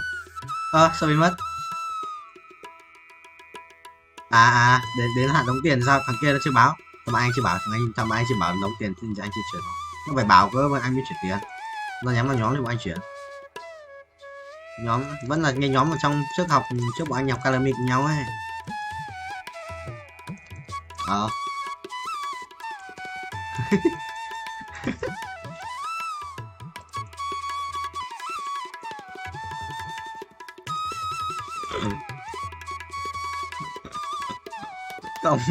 Còn một broccoli trong vlog à?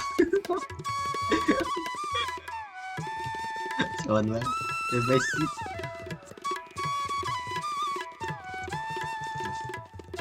Giật vào đen.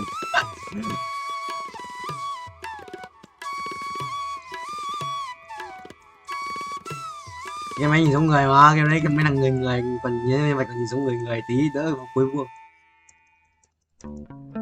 Chả qua không có auto mà. Thằng nào ngắm nhiều ấy.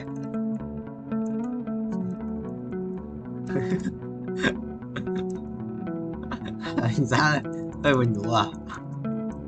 Quay được 10 tiếng ngày không? Quay được 10 tiếng ngày không bro? Mày 10 tiếng một ngày.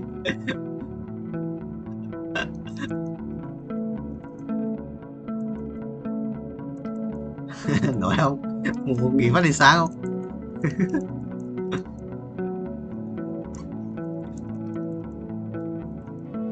Được. Đừng chửi được. Rồi mà mình game chơi treo này xong đá được mà mình chạy đi.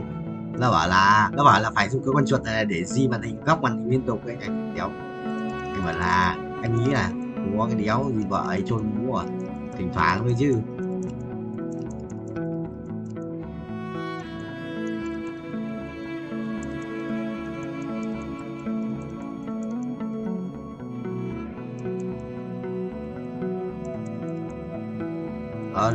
Được mà.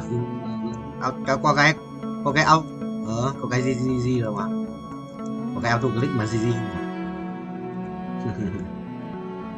Thực ra Ê không cần đâu Nam à, mày biết cái phím di chuyển được không? Mấy phím di chuyển ấy, mũi tên ấy, đấy mấy phím đấy cũng xoay màn hình được mà. Mấy phím đấy xoay màn hình được mà Nam. Mấy phím đấy xoay màn hình được mà.